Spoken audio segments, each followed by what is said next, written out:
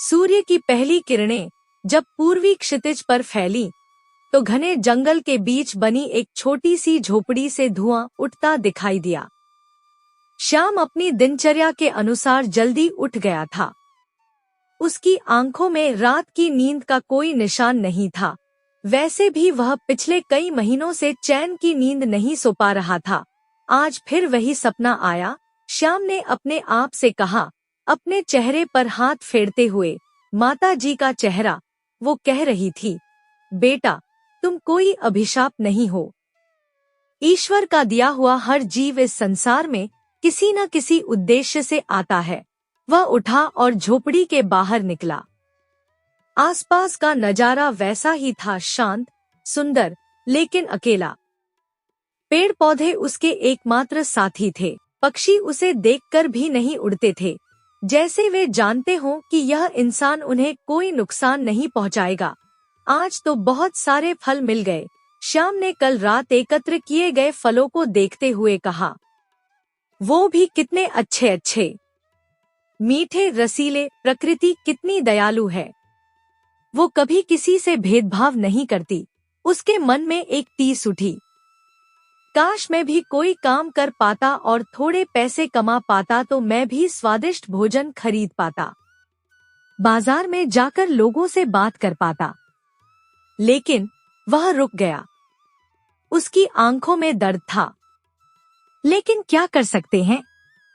मेरे कथित मनहूस होने की वजह से मुझे तो गांव से ही निकाल दिया गया है। अब तो मंदिर में जाकर प्रसाद चढ़ाना भी गुनाह हो गया है मेरे लिए। वह आकाश की ओर देखने लगा। हे भगवान, पता नहीं मुझे मंदिर गए कितने दिन हो गए हैं। कितने दिन हो गए आपके दर्शन किए। क्या सच में मैं इतना बुरा हूँ कि आपके सामने जाने का भी हक नहीं है मेरा? सूर्य अब पूरी तरह निकल आया था। श्याम ने सोचा, अभी तक शायद गांव के सभी लोग उठे नहीं होंगे। अगर मैं चुपचाप जल्दी जल्दी भगवान के दर्शन कर लूं तो शायद किसी को पता भी न चले। उसका दिल करने लगा। महीनों से वह इस इच्छा को दबाता आ रहा था। नहीं, मुझे जाना चाहिए। भगवान सबके हैं। वे कभी किसी को अपने दरबार से दूर नहीं करते। यह तो इंसानों की बनाई हुई दीवारें हैं। श्याम ने कुछ अच्छे फल चुने और एक कपड़े में बांधे। यह प्रसाद है मेरी तरफ से। जो कुछ भी मेरे पास है वो आपका ही दिया हुआ है।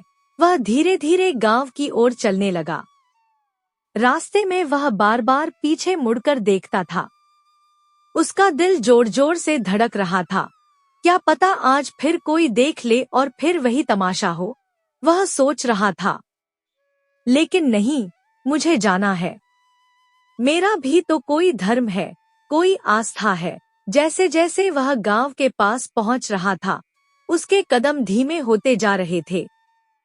मंदिर की घंटी की आवाज सुनाई दे रही थी। कितनी मधुर आवाज है। कितने दिनों बाद सुन रहा हूँ। श्याम मंदिर के करीब ही पहुंच रहा था कि अचानक सामने से मुखिया जी आते दिखाई दिए। श्याम की सांस फूलने लगी। वह चाहकर भी छुप नहीं सकता था। मुखिया की नजर श्याम पर पड़ी और उनका चेहरा तुरंत बिगड़ गया। छी छी! हे भगवान! मुखिया ने अपना माथा पीटा। यह सुबह सुबह किस मनहूस की शक्ल दिख गई। मेरा पूरा दिन खराब हो गया। अब पता नहीं मेरे साथ आज क्या क्या बुरा होगा। श्याम ने हाथ जोड़े। प्रणाम मुखिया जी। प्रणाम का भी मुंह है तेरा। मुखिया गुस्से से गरजे। अरे ओ मनहूस, तुझे कितनी बार कहा है कि इस गांव में आना तो दूर, तू इस गांव को देखेगा तक नहीं। तेरी हिम्मत कैसे हुई यहाँ आने की? पर मुखिया जी, श्याम ने कांपती आवाज में कहा, मैं तो यहाँ बस मंदिर में भगवान की पूजा करने और उन्हें यह फल चढ़ाने जा रहा था। मैंने कोई गलत काम तो नहीं किया। मुखिया का गुस्सा और भड़क गया। और क्या चाहता है तू? कि मंदिर भी बर्बाद हो जाए? तेरे वहां जाने से भगवान भी नाराज हो जाएंगे। तेरे मंदिर जाने से भला किसका भला होगा? सिर्फ अपवित्रता फैलेगी। श्याम की आंखों में आंसू आ गए। मुखिया जी, भगवान सबके हैं। वे किसी को भी अपने दरबार से दूर नहीं करते। चुप रह, मुखिया ने डांटा। तेरे जैसे अभागे के मुंह से भगवान का नाम सुनना भी पाप है। अगर तू मंदिर नहीं जाएगा तो पूरे गांव का भला होगा। समझा? श्याम ने अंतिम प्रयास किया। मुखिया जी, बस एक बार भगवान के दर्शन कर लूं। उसके बाद मैं यहाँ से चला जाऊंगा। आपकी सौगंध, लगता है तू ऐसे नहीं मानेगा। मुखिया की आंखें लाल हो गईं। अगर तू यहाँ 1 मिनट और रुका तो मैं सारे गांव वालों को बुलाऊंगा और वो सभी तुझे इतना मारेंगे कि तेरी सारी अकल ठिकाने आ जाएगी। श्याम का दिल टूट गया। उसने जमीन की ओर देखा। अगर तू मार नहीं खाना चाहता है तो इसी वक्त इस गांव से निकल जा और मुड़कर कभी मत देखना। समझा? मुखिया ने अंतिम चेतावनी दी। श्याम को मजबूरन वापस लौटना पड़ा। उसके हाथ में फलों की पोटली थी और दिल में अथाह दुहक। वापस जंगल की ओर जाते समय श्याम के कदम बहुत भारी थे। वह कभी आकाश की ओर देखता तो कभी जमीन की ओर। अगर ऐसा ही चलता रहा तो मैं कभी भगवान के दर्शन ही नहीं कर पाऊंगा, उसने अपने आप से कहा। क्या सच में मैं इतना बुरा हूँ? क्या सच में भगवान भी मुझे नहीं चाहते? फिर उसे एक विचार आया। नहीं, यह नहीं हो सकता। भगवान तो सबके पिता है। अब लगता है कि मुझे ही मिट्टी से भगवान की मूर्ति बनानी पड़ेगी, फिर घर में ही पूजा करूंगा। यह सोचकर उसके चेहरे पर हल्की सी मुस्कान आई। हाँ, यही ठीक रहेगा। इसके लिए अच्छी मिट्टी की जरूरत होगी। नदी के पास जो मिट्टी है वो सबसे अच्छी होती है। श्याम अब नदी की ओर चलने लगा। उसके कदमों में फिर से जान आ गई थी। मैं अपना मंदिर बनाऊंगा, अपना छोटा सा घर, जहां भगवान होंगे और मैं होऊंगा। कोई बीच में नहीं आएगा। श्याम अभी नदी की ओर जा ही रहा था कि अचानक उसे एक लड़की के चिल्लाने की आवाज सुनाई दी। बचाओ, बचाओ, कोई मुझे बचाओ। आवाज में असहनीय डर था। श्याम रुक गया। यह क्या? यह तो किसी के चिल्लाने की आवाज है। लगता है कोई बड़े खतरे में है। वह बिना सोचे समझे आवाज की दिशा में दौड़ने लगा। कोई भी हो, मुझे उसकी मदद करनी चाहिए। जंगल के अंदर से एक सुंदर लड़की दौड़ते हुए आ रही थी। उसके कपड़े फटे हुए थे और चेहरे पर डर की छाया थी। श्याम को देखते ही वह उसकी ओर दौड़ी। महाशय, प्लीज मुझे बचा लीजिए। उसकी आंखों में आंसू थे। मेरे पीछे कुछ डाकू पड़ गए हैं। वे मुझे पकड़ना चाहते हैं। अगर आप मेरी मदद करेंगे तो मैं आपको बहुत सारा धन दे सकती हूँ। श्याम ने उसकी घबराहट देखी। वह सच में बहुत डरी हुई थी। आप चिंता मत करिए, श्याम ने दृढ़ता से कहा। मैं आपको कुछ नहीं होने दूंगा। बस मेरे साथ आइए। श्याम ने तुरंत इधर उधर देखा और राजकुमारी को झाड़ियों के पीछे छुपा दिया। यहाँ शांत रहिए, मैं उन्हें भगा देता हूँ। कुछ ही देर में 3-4 डाकू वहां पहुंचे। वे हथियार लिए हुए थे और बहुत गुस्से में लग रहे थे। वो लड़की कहाँ गई? एक डाकू चिल्लाया। यही तो भागी थी। श्याम ने गहरी सांस ली और फिर जोर से बाघ की आवाज निकाली। गररर। डाकुओं के चेहरे सफेद हो गए। अरे, यह तो बाघ की आवाज है। एक डाकू डरकर बोला। हाँ भाई, लगता है यहाँ बाघ है। अगर अभी यहाँ से नहीं भागे तो वो लड़की तो क्या, हम भी उसका शिकार बन जाएंगे। दूसरे ने कहा। चलो साथियों, यहाँ से जल्दी भागते हैं। जान बची तो लाखों पाए, तीसरे ने चिल्लाया। सभी डाकू वहां से भाग खड़े हुए। जब डाकू चले गए तो श्याम और राजकुमारी झाड़ियों से बाहर निकले। आपका हजारों हजार धन्यवाद, राजकुमारी ने राहत की सांस लेते हुए कहा। अगर आज आप न होते तो पता नहीं मेरा क्या होता। वे लोग बहुत बुरे थे। श्याम ने विनम्रता से कहा, धन्यवाद की कोई आवश्यकता नहीं है, यह तो मेरा फर्ज था। कोई भी इंसान मुसीबत में हो तो उसकी मदद करना हर व्यक्ति का कर्तव्य है। राजकुमारी ने श्याम को गौर से देखा। उसकी आंखों में दयालुता थी, चेहरे पर सच्चाई की छाप थी। आप बहुत अच्छे इंसान लगते हैं, उसने कहा। आपका नाम क्या है? मेरा नाम श्याम है। मैं इसी जंगल में रहता हूँ। जंगल में? अकेले? राजकुमारी हैरान हुई। श्याम ने कुछ नहीं कहा। वह सच कैसे बताता कि उसे गांव से निकाल दिया गया है। तभी वहां एक आदमी दौड़ता हुआ आया। वह हांफ रहा था और चिंतित लग रहा था। राजकुमारी, आप ठीक तो हैं न? उसने राहत की सांस लेते हुए कहा। हाँ, मैं बिल्कुल ठीक हूँ, राजकुमारी ने कहा। मुझे इन्होंने बचाया है। अगर आज ये न होते तो शायद वे डाकू मुझे उठाकर ले जाते। आदमी ने श्याम को प्रणाम किया। आपका बहुत बहुत धन्यवाद, आपने हमारी राजकुमारी को बचाया। यह एहसान हम जिंदगी भर नहीं भूलेंगे। राजकुमारी, श्याम चौंक गया। आप राजकुमारी हैं? राजकुमारी मुस्कराई। हाँ, मैं इस राज्य की राजकुमारी हूँ। लेकिन आपको इससे कोई फर्क नहीं पड़ना चाहिए। आपने जो किया वो एक इंसान के लिए किया, राजकुमारी के लिए नहीं। श्याम प्रभावित हुआ। आप बहुत विनम्र हैं, लेकिन मुझे समझ नहीं आ रहा कि राजकुमारी इस घने जंगल में क्या कर रही थी। असल में हम दूसरे गांव गए थे, मंत्री ने बताया। सुना था कि वहां के हालात ठीक नहीं हैं। राजकुमारी जी वहां निरीक्षण करने गई थी। वापसी में पता नहीं कहां से ये डाकू आ गए और हमारे सैनिकों पर हमला कर दिया। कई सैनिक घायल हो गए। ओह, श्याम को चिंता हुई। सैनिक कैसे हैं? उनकी हालत गंभीर है। क्या आप थोड़ी देर राजकुमारी का ध्यान रख सकते हैं? मुझे सैनिकों को देखने जाना है। जी हाँ, बिल्कुल, श्याम ने कहा। आप निश्चिंत होकर जाइए। मंत्री चला गया। राजकुमारी और श्याम अकेले रह गए। आपने आज मेरी जान बचाई है, राजकुमारी ने कहा। आप जानते भी नहीं कि आपने कितना बड़ा काम किया है। हमारे पिता यानी महाराज आपको बहुत बड़ा इनाम देंगे। श्याम ने हाथ हिलाया।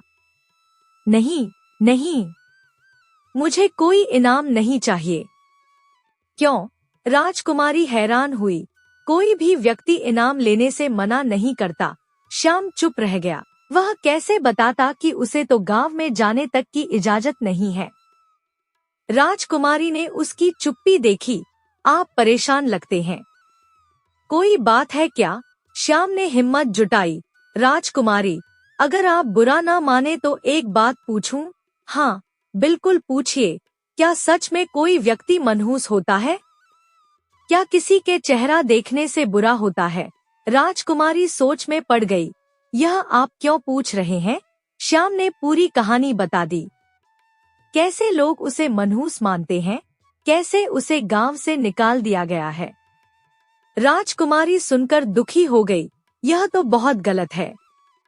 यह सारा अंधविश्वास है। कोई व्यक्ति मनहूस नहीं होता। ये सब बातें अशिक्षा की वजह से हैं, लेकिन सब लोग कहते हैं। श्याम ने कहा, सब लोग गलत भी तो हो सकते हैं। राजकुमारी ने दृढ़ता से कहा, देखिए, आप मेरे सामने हैं। क्या मेरे साथ कुछ बुरा हुआ? बल्कि आपकी वजह से मेरी जान बची है। श्याम की आंखों में थोड़ी उम्मीद जगी। वे दोनों बात ही कर रहे थे कि अचानक जंगल की दिशा से धुआं दिखाई दिया। ये क्या?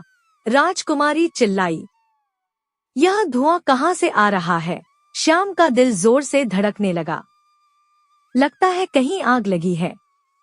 और वो दिशा, उस तरफ तो मेरी झोपड़ी है। क्या? राजकुमारी घबरा गई। कहीं मेरी झोपड़ी में तो आग नहीं लगी? श्याम दौड़ने लगा। राजकुमारी भी उसके पीछे दौड़ी। जब वे वहां पहुंचे तो देखा कि श्याम की झोपड़ी में आग लग चुकी थी। वहां दो आदमी मशाल लेकर खड़े थे और आग को और तेज करने की कोशिश कर रहे थे। ये तुम दोनों ने क्या किया है? श्याम चिल्लाया। मेरी झोपड़ी को आग क्यों लगाई? राजकुमारी भी गुस्से में आ गई। आप लोग यह क्या कर रहे हैं? इस बेचारे की झोपड़ी में आग क्यों लगाई? एक आदमी ने कहा, यह तो इस मनहूस से ही पूछो। इसने आज सुबह गांव में कदम रखा। मना करने के बाद भी यह गया था। दूसरे ने जोड़ा, और जब मुखिया जी घर गए तो उनके घर में आग लग चुकी थी। हमने बदला लेने के लिए इसकी झोपड़ी जला दी। राजकुमारी हैरान हुई। तो आप यह कह रहे हैं कि सिर्फ इसका चेहरा देखने से मुखिया के घर में आग लग गई? यह कैसा अंधविश्वास है? अंधविश्वास?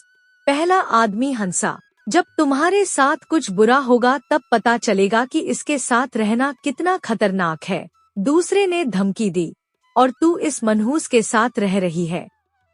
देख लेना, तेरे साथ भी कुछ न कुछ बुरा जरूर होगा। हमने अपना काम कर दिया, पहले ने कहा। अब हम चलते हैं। और तू, श्याम, अब गांव में दिख मत जाना, समझा? वे दोनों चले गए। श्याम अपनी जलती हुई झोपड़ी को देखकर रो पड़ा। उसकी सारी दुनिया उस छोटी सी झोपड़ी में थी। राजकुमारी ने उसका कंधा थपथपाया। श्याम, यह सच में बहुत बुरा हुआ है, लेकिन तुम चिंता मत करो। मैं यहाँ की राजकुमारी हूँ।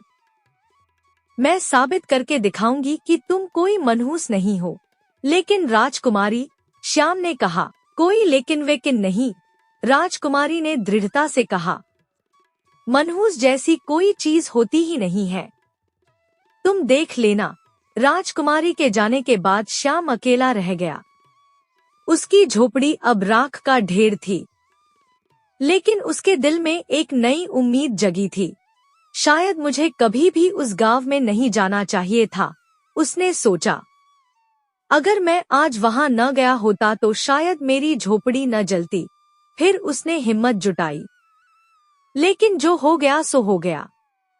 राजकुमारी ठीक कह रही थी। मैं कोई मनहूस नहीं हूँ। मुझे फिर से अपना घर बनाना होगा। वह काम में जुट गया। चल श्याम, शुरू हो जा। इस बार पहले से भी अच्छी झोपड़ी बनानी है। पूरी रात वह काम करता रहा। पेड़ों से टहनियां तोड़ी, पत्ते इकट्ठे किए, मिट्टी से दीवारें बनाई।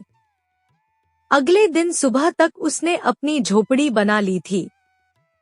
यह पहले से भी अच्छी और मजबूत थी। आखिरकार यह काम पूरा हुआ। उसने राहत की सांस लेते हुए कहा, अच्छा हुआ कि उन्होंने सिर्फ मेरी झोपड़ी ही जलाई थी। अगर वे मुझे इस राज्य से निकाल देते तो पता नहीं मेरा क्या होता। श्याम अपने काम से संतुष्ट होकर बैठा ही था कि मुखिया फिर से वहां आ पहुंचे। इस बार उनके साथ कुछ और गांव वाले भी थे। सही कहा तुमने, मुखिया ने व्यंग्य से कहा। झोपड़ी बनाना तो तुम्हारे लिए बहुत आसान है, इसीलिए जो किया उसकी इतनी छोटी सी सजा तो कुछ भी नहीं है। श्याम समझ नहीं पाया। मैं कुछ समझा नहीं। मुखिया जी, आप क्या कहना चाहते हैं? अभी समझाता हूँ। मुखिया का चेहरा गुस्से से लाल था। तुम्हें तो याद ही होगा कि हमने तुम्हें गांव आने से मना किया था, फिर भी तुम कल सुबह गांव आए। जी हाँ, लेकिन मैं तो सिर्फ मंदिर, श्याम ने कहने की कोशिश की। चुप रह, मुखिया चिल्लाए। तुमने पंचायत के आदेश का उल्लंघन किया और तुम्हारी वजह से मेरे घर में आग लग गई। घर के अंदर का सारा कीमती सामान जलकर राख हो गया। श्याम ने हाथ जोड़े। मुखिया जी, मैंने तो आग नहीं लगाई है। तुमने आग नहीं लगाई, यह सच है, मुखिया ने कहा। लेकिन तुम्हारी मनहूस शक्ल देखने की वजह से मेरे घर में आग लग गई और इसका भुगतान तुम्हें करना पड़ेगा। मुखिया जी, मेरे पास इतना पैसा नहीं है कि मैं आपके नुकसान की भरपाई कर सकूं। श्याम ने दीनता से कहा। मैं तुमसे पैसे की मांग नहीं कर रहा, मुखिया ने ठंडे स्वर में कहा। हमने कल रात बहुत सोच विचार किया है। हमारा फैसला यह है कि तुम हमारे गांव के लिए और इस पूरे राज्य के लिए खतरा हो। श्याम का दिल बैठने लगा। इसलिए अब तुम्हें यह राज्य छोड़कर जाना होगा। मुखिया ने अंतिम फैसला सुनाया। मुखिया जी, श्याम ने गिड़गिड़ाते हुए कहा, अगर आप मुझे इस राज्य से निकाल देंगे तो मैं कहाँ जाऊंगा? मेरा और कोई ठिकाना नहीं है। दया करिए, मैं वादा करता हूँ कि आज के बाद कभी भी उस गांव में नहीं जाऊंगा। श्याम ने हाथ जोड़कर कहा। मेरा विश्वास करिए, मुखिया का दिल कठोर था। हमने तुम्हें एक मौका दिया था जिसे तुमने गवा दिया। अब हम तुम्हें इस राज्य में एक पल भी नहीं रुकने दे सकते। अच्छा यही होगा कि तुम चुपचाप यहाँ से निकल जाओ, एक गांव वाले ने कहा। श्याम और गांव वालों के बीच बहस चल ही रही थी कि वहां दो शाही सैनिक आ गए। तुम में से श्याम कौन है? एक सैनिक ने पूछा। गांव वाले हैरान रह गए। मुखिया ने कहा, यह जो सामने मनहूस खड़ा है यही श्याम है। लेकिन आप लोग इसे क्यों खोज रहे हैं? श्याम जी, आपको राजमहल में बुलाया गया है, दूसरे सैनिक ने कहा। तुरंत चलना होगा। मुखिया की आंखें चमकी। देखा श्याम, तुम्हारी मनहूसी राजमहल तक पहुंच गई है। अब तो हम फिर भी तुम्हें यहाँ से जाने दे रहे थे, लेकिन लगता है तुम्हारी वजह से कुछ बहुत बुरा हुआ है। जरूर महाराज तुम्हें तुम्हारी मनहूसी के लिए फांसी की सजा देने वाले हैं, एक गांव वाले ने कहा। सैनिक हंसा। अरे नहीं नहीं, आप गलत समझ रहे हैं। इन्होंने कुछ गलत नहीं किया है। इन्हें महल इसलिए बुलाया जा रहा है क्योंकि राजकुमारी ने इन्हें अपने वर के रूप में चुना है। सभी गांव वालों के मुंह खुले के खुले रह गए। क्या बकवास कर रहे हैं? मुखिया अविश्वास से बोले। यह मनहूस और राजकुमारी का होने वाला पति? मैं कोई बकवास नहीं कर रहा, सैनिक ने कहा। यह सच है। अब चलिए श्याम जी, आपको जल्दी राजमहल पहुंचना है। राजमहल में महाराज सिंहासन पर बैठे थे। राजकुमारी उनके पास खड़ी थी। मुखिया और कुछ गांव वाले भी वहां मौजूद थे। तो यह है वो व्यक्ति जिसके बारे में आप बात कर रही थी? राजकुमारी, महाराज ने पूछा।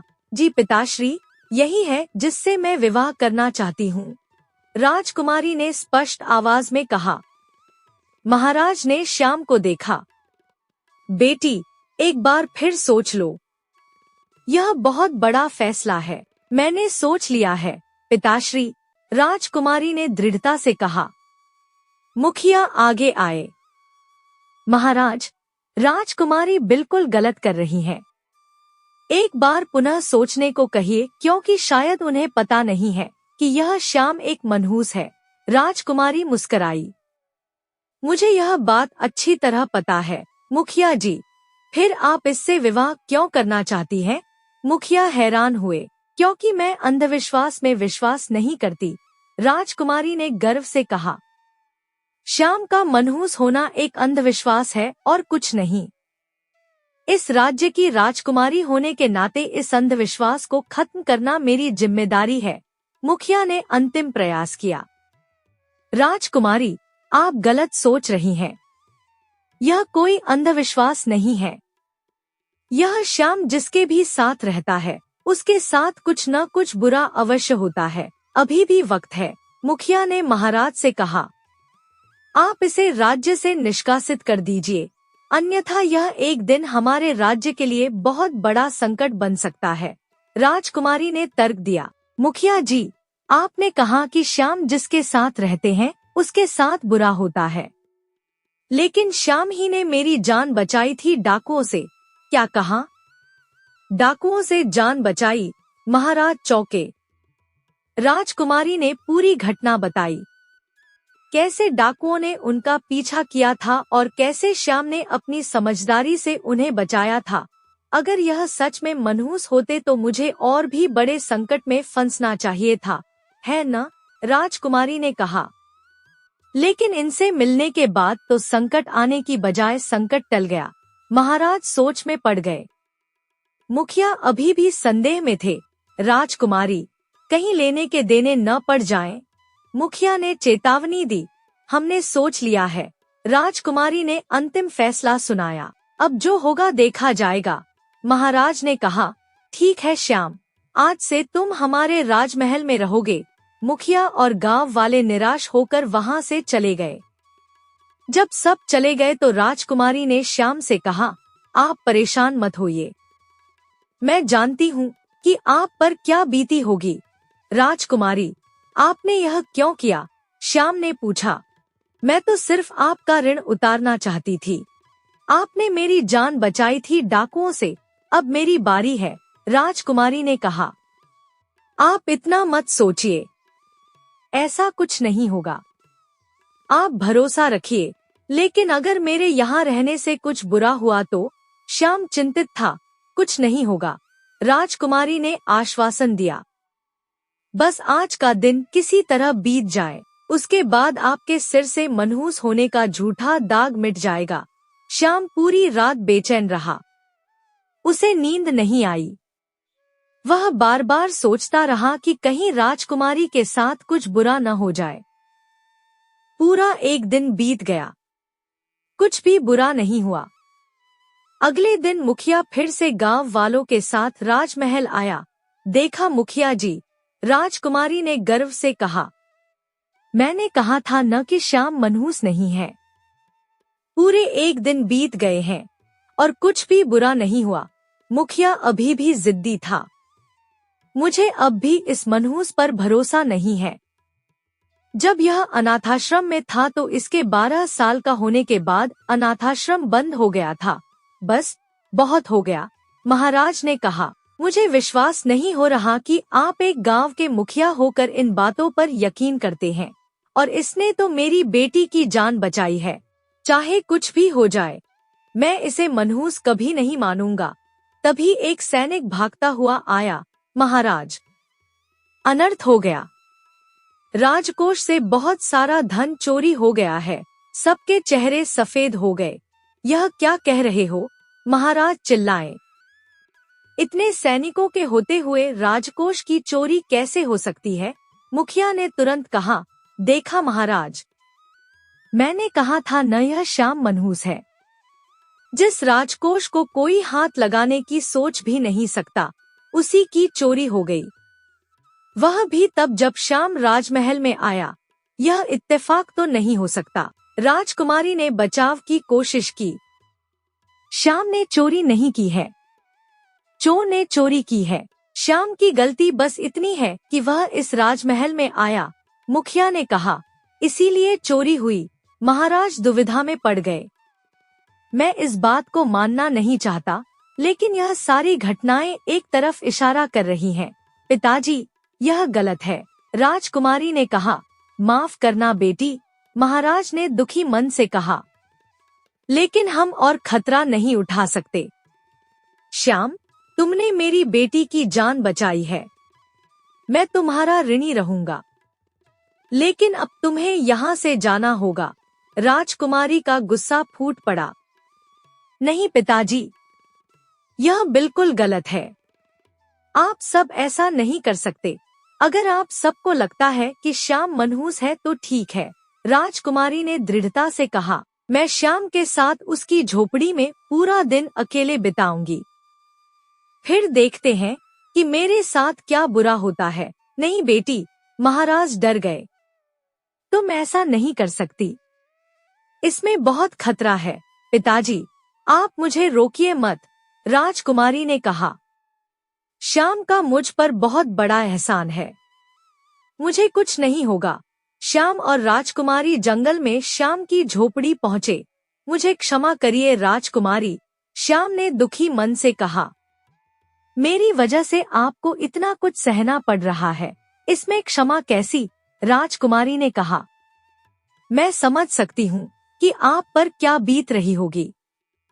रोज ताने सुनना, अकेले रहना, इन सब कष्टों के सामने तो हमारा कष्ट कुछ भी नहीं है। श्याम की आंखों में आंसू आ गए। कोई तो था जो उसे समझता था। आप चिंता मत करिए, राजकुमारी ने कहा, सब ठीक हो जाएगा। कुछ देर बाद राजकुमारी ने कहा, यहाँ खाने के लिए कुछ है? मुझे बहुत भूख लगी है, मुझे माफ करिए। श्याम ने कहा, मैं अभी आपके लिए अच्छे फल तोड़ कर लाता हूँ। आप यहीं रुकिएगा। श्याम जंगल में फल तोड़ने गया। राजकुमारी अकेली श्याम का इंतजार कर रही थी। वह झोपड़ी के आसपास का नजारा देख रही थी। श्याम ने सब कुछ बहुत सफाई से रखा था। अचानक घास से एक सांप निकला। राजकुमारी का ध्यान कहीं और था। सांप ने उसके पैर में डंक मार दिया। राजकुमारी चिल्लाई और बेहोश हो गई। कुछ देर बाद श्याम फलों की टोकरी लेकर वापस आया। राजकुमारी को बेहोश देखकर उसके हाथ से टोकरी गिर गई। राजकुमारी, यह आपको क्या हो गया? वह दौड़कर उनके पास गया। आप बेहोश कैसे हो गई? राजकुमारी, उठिए। तभी उसकी नजर राजकुमारी के पैर पर गई जहां सांप के दांत के निशान थे। हे भगवान, सांप ने काटा है। श्याम घबरा गया। मुझे राजकुमारी को अकेला नहीं छोड़ना चाहिए था। यह सब मेरी गलती है। श्याम को पता था कि जंगल में जहरीले सांप होते हैं। उसे तुरंत जहर निकालना था। उसने बिना सोचे अपने मुंह से राजकुमारी के पैर से जहर चूसना शुरू किया। कई बार चूसने के बाद राजकुमारी होश में आई।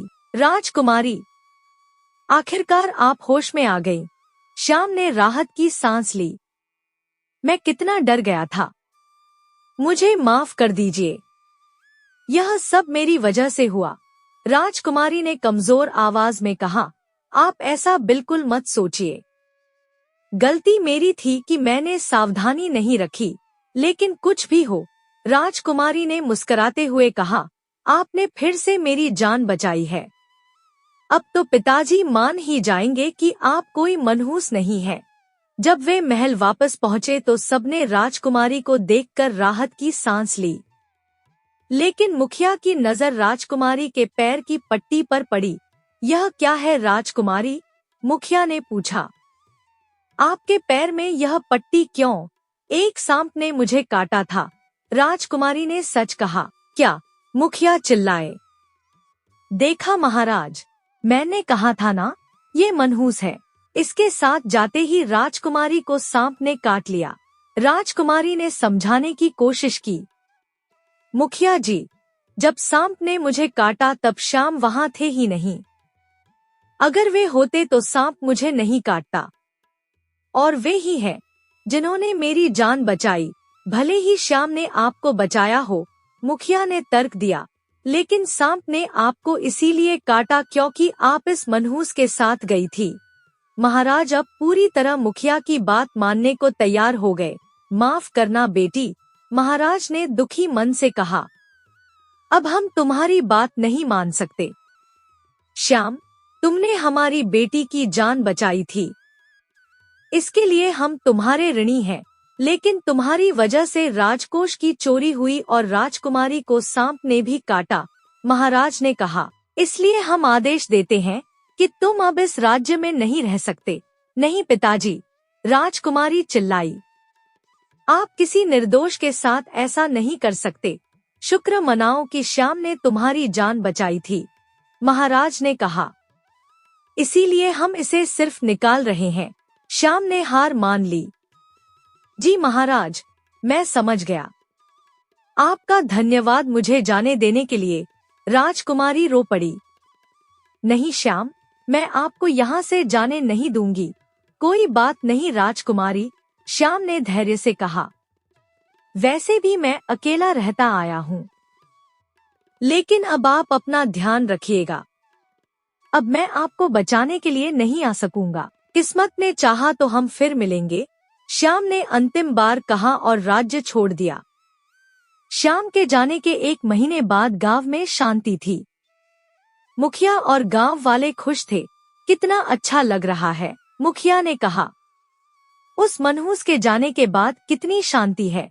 सही कह रहे हैं, एक गांव वाले ने कहा। पूरा महीना बीत गया, कुछ भी बुरा नहीं हुआ। तभी राजमहल से एक घोषणा आई। सुनो सुनो, सभी को सूचित किया जाता है कि पड़ोसी राज्य के राजा ने युद्ध की घोषणा की है। जल्दी ही युद्ध होगा। सब अपनी सुरक्षा का प्रबंध करें। गांव वालों के चेहरे सफेद हो गए। यह क्या? मुखिया घबरा गए। युद्ध? वे तो बहुत शक्तिशाली हैं, हम कैसे जीतेंगे? वे सब महाराज के पास गए। महाराज, यह क्या हो गया? मुखिया ने पूछा। उन्होंने युद्ध की घोषणा कर दी है, महाराज ने दुहक से कहा। उनकी सेना हमसे 5 गुना बड़ी है। 5 गुना बड़ी सेना। गांव वाले डर गए। तब तो हम हार जाएंगे, राजकुमारी ने व्यंग्य से कहा। अब शाम तो है नहीं। इस युद्ध का इल्जाम किस पर लगाएंगे? किसे मनहूस कहेंगे? मुखिया चुप रह गए। अगले दिन पड़ोसी राज्य से एक दूत आया। महाराज को दूसरे राज्य के महाराज का संदेश है। दूत ने कहा, हमारे महाराज ने युद्ध रोक दिया है। वे शांति संधि करना चाहते हैं। सबको बड़ी राहत मिली। लेकिन क्यों? महाराज ने पूछा। अचानक उनका मन कैसे बदल गया? हमारे सलाहकार ने उन्हें समझाया, दूत ने कहा। सलाहकार ने कहा कि युद्ध से सिर्फ नुकसान होता है। आपके सलाहकार का नाम क्या है? महाराज ने पूछा। हम उनका धन्यवाद करना चाहते हैं। उनका नाम श्याम है, दूत ने कहा। श्याम? सबके मुंह से एक साथ निकला। जी हाँ, दूत ने बताया। वे 1 महीने पहले हमारे राज्य आए थे। बहुत ही अच्छे और समझदार इंसान हैं। सबकी मदद करते हैं। क्या उनके आने से कोई दुर्घटना हुई? मुखिया ने डरते डरते पूछा। दूत हंसा। दुर्घटना? बिल्कुल नहीं। उल्टे जहाँ कोई मुसीबत होती है, वे वहाँ मदद करने पहुँच जाते हैं। एक दिन तो हमारे महाराज एक निर्दोष को फांसी देने वाले थे, दूत ने आगे बताया। श्याम ने रोका और असली अपराधी का पता लगाया। उस निर्दोष की जान बच गई। वे पहले व्यक्ति थे जिन्होंने हमारे महाराज से ऊंची आवाज में बात की, दूत ने गर्व से कहा। कहा कि बिना सोचे समझे किसी को सजा नहीं देनी चाहिए। महाराज सुनकर दंग रह गए। उनकी बुद्धि देखकर हमारे महाराज ने उन्हें अपना सलाहकार बना लिया, दूत ने कहा। वे सच में बहुत अच्छे इंसान हैं, लेकिन आप लोग उन्हें मनहूस क्यों कह रहे थे? दूत ने पूछा। राजकुमारी ने सारी कहानी बताई। दूत सुनकर गुस्से में आ गया। अब मैं समझा कि वे यहाँ क्यों नहीं आना चाहते थे। आप लोग किस युग में जी रहे हैं? अब भी अंधविश्वास में विश्वास करते हैं? फिर भी श्याम ने इस राज्य को बचाया, दूत ने कहा। वे सच में महान इंसान हैं। मुझे गर्व है कि वे हमारे सलाहकार हैं। अब हम चलते हैं, दूत ने कहा। और चिंता मत करिए, श्याम यहाँ कभी नहीं आएंगे। वे आना भी चाहेंगे तो हम उन्हें ऐसी जगह नहीं आने देंगे जहाँ उनकी कदर नहीं है। दूत के जाने के बाद सबको अपनी गलती का एहसास हुआ। मुखिया और गांव वालों के चेहरे शर्म से झुक गए। राजकुमारी ने कहा, अब समझ गया न कि अंधविश्वास कितना खतरनाक होता है। हमने एक अच्छे इंसान के साथ कितना गलत किया। महाराज ने सिर हिलाया। हमसे बड़ी गलती हुई है। श्याम जैसे अच्छे इंसान को हमने दुहक दिया। मुखिया ने दुहक से कहा, काश हम समझ पाते कि सच क्या है। इस तरह श्याम का जीवन सुधर गया। दूसरे राज्य में उसे इज्जत मिली और उसके पुराने राज्य में लोगों को अपनी गलती का एहसास हुआ। श्याम के माथे पर लगा मनहूसी का झूठा दाग हमेशा के लिए मिट गया। सच की जीत हुई और अंधविश्वास की हार। यह कहानी हमें सिखाती है कि अंधविश्वास कितना खतरनाक होता है।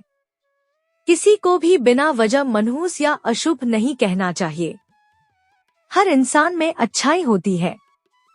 सच्चाई हमेशा जीतती है, भले ही देर से सही। दोस्तों, अगर आपको वीडियो अच्छी लगी हो तो प्लीज इस वीडियो को लाइक करके और कमेंट बटन को लेफ्ट ड्रैग करके एक हाइप जरूर दे दीजिएगा, जिससे कि यूट्यूब इस वीडियो को और भी व्यूअर्स तक पहुंचाए। तो शुरू करते हैं एक और नई कहानी। सुनहरी किरणों से जगमगाता विराटनगर अपनी समृद्धि और वैभव के लिए पूरे देश में प्रसिद्ध था। इस नगर के राजा विराट सेन की वीरता और पराक्रम की कहानियां दूर दूर तक फैली हुई थी। युद्ध के मैदान में उनकी तलवार की चमक शत्रुओं के मन में भय उत्पन्न करती थी और उनके न्याय की प्रशंसा मित्र राज्य के शासक भी करते थे। राजा विराट सेन के 4 पुत्र थे, वीरेंद्र, सूर्य प्रताप, शौर्य और अरुण। चारों राजकुमार अपने पिता की तरह ही साहसी, बलवान और कुशल थे। उनके तीर कभी लक्ष्य से नहीं चूकते थे और तलवारबाजी में उनका कोई सानी नहीं था। सभी राजकुमारों का एक अत्यंत प्रिय शौक था शिकार। जब भी समय मिलता वे चारों घने जंगलों में शिकार के लिए निकल पड़ते थे। एक शाम सूर्यास्त के समय जब आकाश में लाली छाई हुई थी, राजा विराट सेन ने अपने चारों पुत्रों को अपने कक्ष में बुलाया। महल के मध्य में स्थित राजा का कक्ष सोने चांदी से सजा हुआ था। दीवारों पर लटके हुए चित्र राजवंश के गौरवशाली इतिहास की गाथा कहते थे। कक्ष के बीचों बीच एक विशाल सिंहासन था जिस पर राजा विराजमान थे। राजकुमार आदर से अपने पिता के सामने खड़े हुए। मेरे प्रिय पुत्रों, राजा ने गंभीर स्वर में कहा। उनकी आंखों में स्नेह और चिंता के भाव थे। अब तुम चारों वयस्क हो गए हो। तुम्हारी वीरता और साहस की कहानियां महल की दीवारों को पार कर नगर तक पहुंच गई है। मुझे तुम पर गर्व है। राजकुमारों ने विनम्रता से सिर झुकाकर पिता के शब्दों का सम्मान किया। राजा ने आगे कहा, अब तुम अपनी इच्छानुसार राज्य में कहीं भी घूम फिर सकते हो, शिकार कर सकते हो। तुम्हारी सुरक्षा के लिए मेरे सिपाही तुम्हारे साथ जाने को तैयार हैं। पिताजी, हम अपनी सुरक्षा स्वयं कर सकते हैं। सबसे बड़े राजकुमार वीरेंद्र ने गर्व से कहा। हमें सिपाहियों की आवश्यकता नहीं है। राजा मुस्कुराए। मुझे तुम्हारी वीरता पर पूरा विश्वास है वीरेंद्र, पर एक बात का ध्यान रखना।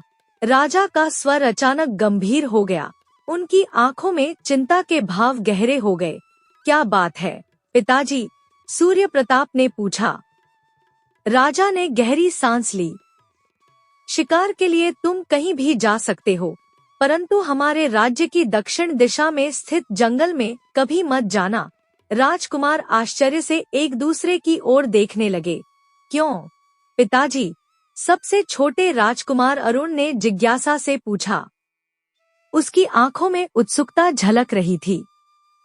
राजा ने अपने सिंहासन से उठकर खिड़की की ओर कदम बढ़ाए।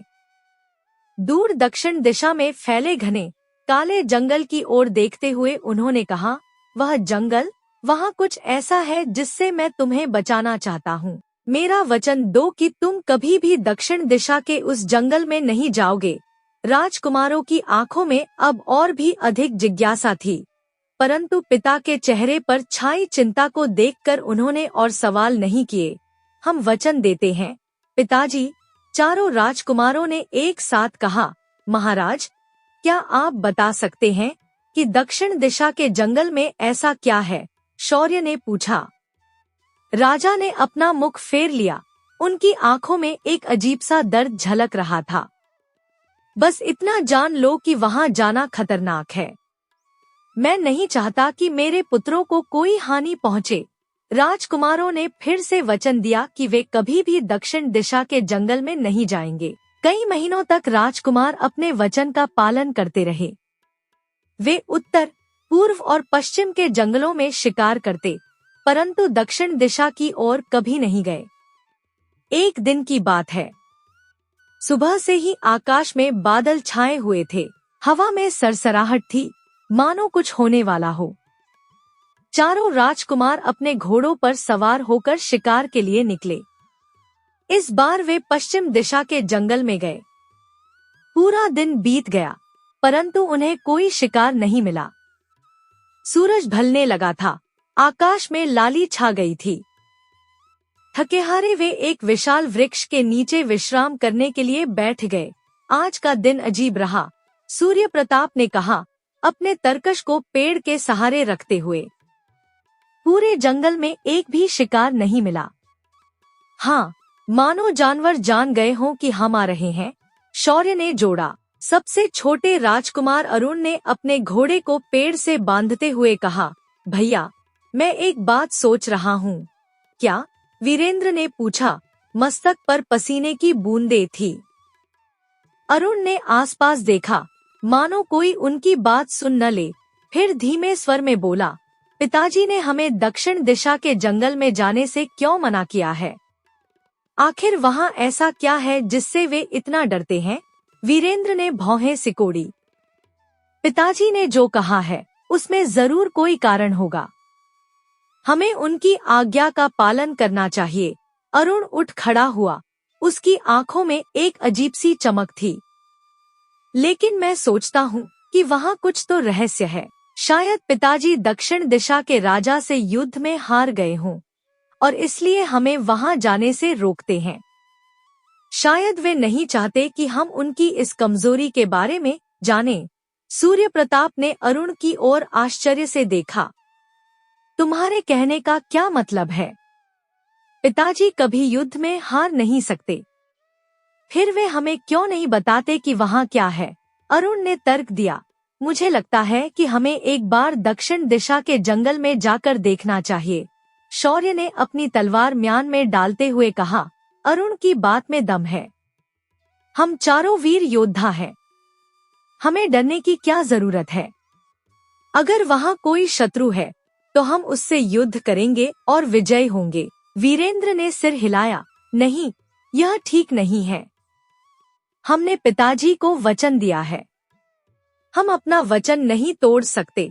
सूर्य प्रताप ने थोड़ी देर सोचने के बाद कहा, लेकिन अगर वहाँ सचमुच कोई खतरा है तो हमें जानना चाहिए। हम राजकुमार हैं। हमारा कर्तव्य है राज्य की रक्षा करना। अगर दक्षिण दिशा से कोई खतरा है तो हमें उसका सामना करना होगा। वीरेंद्र अब भी दुविधा में था। उसने आकाश की ओर देखा जहां तारे चमकने लगे थे। ठीक है, उसने अंततः कहा, कल हम दक्षिण दिशा के जंगल में जाएंगे, लेकिन पिताजी को इसके बारे में नहीं बताएंगे। अगली सुबह सूरज की पहली किरणें फैलने से पहले ही चारों राजकुमार अपने अपने घोड़ों पर सवार होकर महल से निकल पड़े। उन्होंने राजा से कहा कि वे अपने मित्रों के साथ शिकार के लिए जा रहे हैं और शाम तक लौट आएंगे। राजा ने उन्हें आशीर्वाद दिया, परंतु उनकी आंखों में अजीब सी बेचैनी थी, मानो उन्हें पता हो कि उनके पुत्र कहाँ जा रहे हैं। धीरे धीरे सूरज का प्रकाश फैला और राजकुमार दक्षिण दिशा की ओर बढ़ने लगे।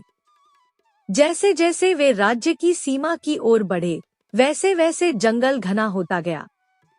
ऊंचे ऊंचे वृक्षों की छाया में घोड़ों की टापें गूंज रही थी। वातावरण में एक अजीब सी सन्नाटा था, जैसे प्रकृति भी उन्हें चेतावनी दे रही हो।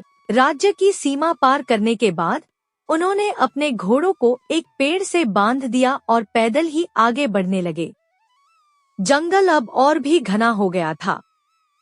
सूरज की किरणें भी वृक्षों की घनी शाखाओं से छनकर मुश्किल से ही नीचे तक पहुंच पा रही थी। यह जंगल कितना अजीब है, शौर्य ने कहा, आसपास देखते हुए। इतना सन्नाटा, एक पक्षी तक नहीं दिख रहा। मुझे प्यास लगी है, सूर्य प्रताप ने कहा। क्या किसी को पानी का स्रोत दिखाई दे रहा है?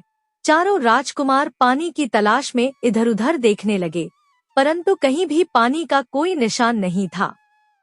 धीरे धीरे दिन ढलने लगा और जंगल में अंधेरा छाने लगा। उनकी प्यास अब और भी तीव्र हो गई थी। हमें वापस लौटना चाहिए, वीरेंद्र ने चिंतित स्वर में कहा। अंधेरा हो रहा है और हम जंगल में खो सकते हैं।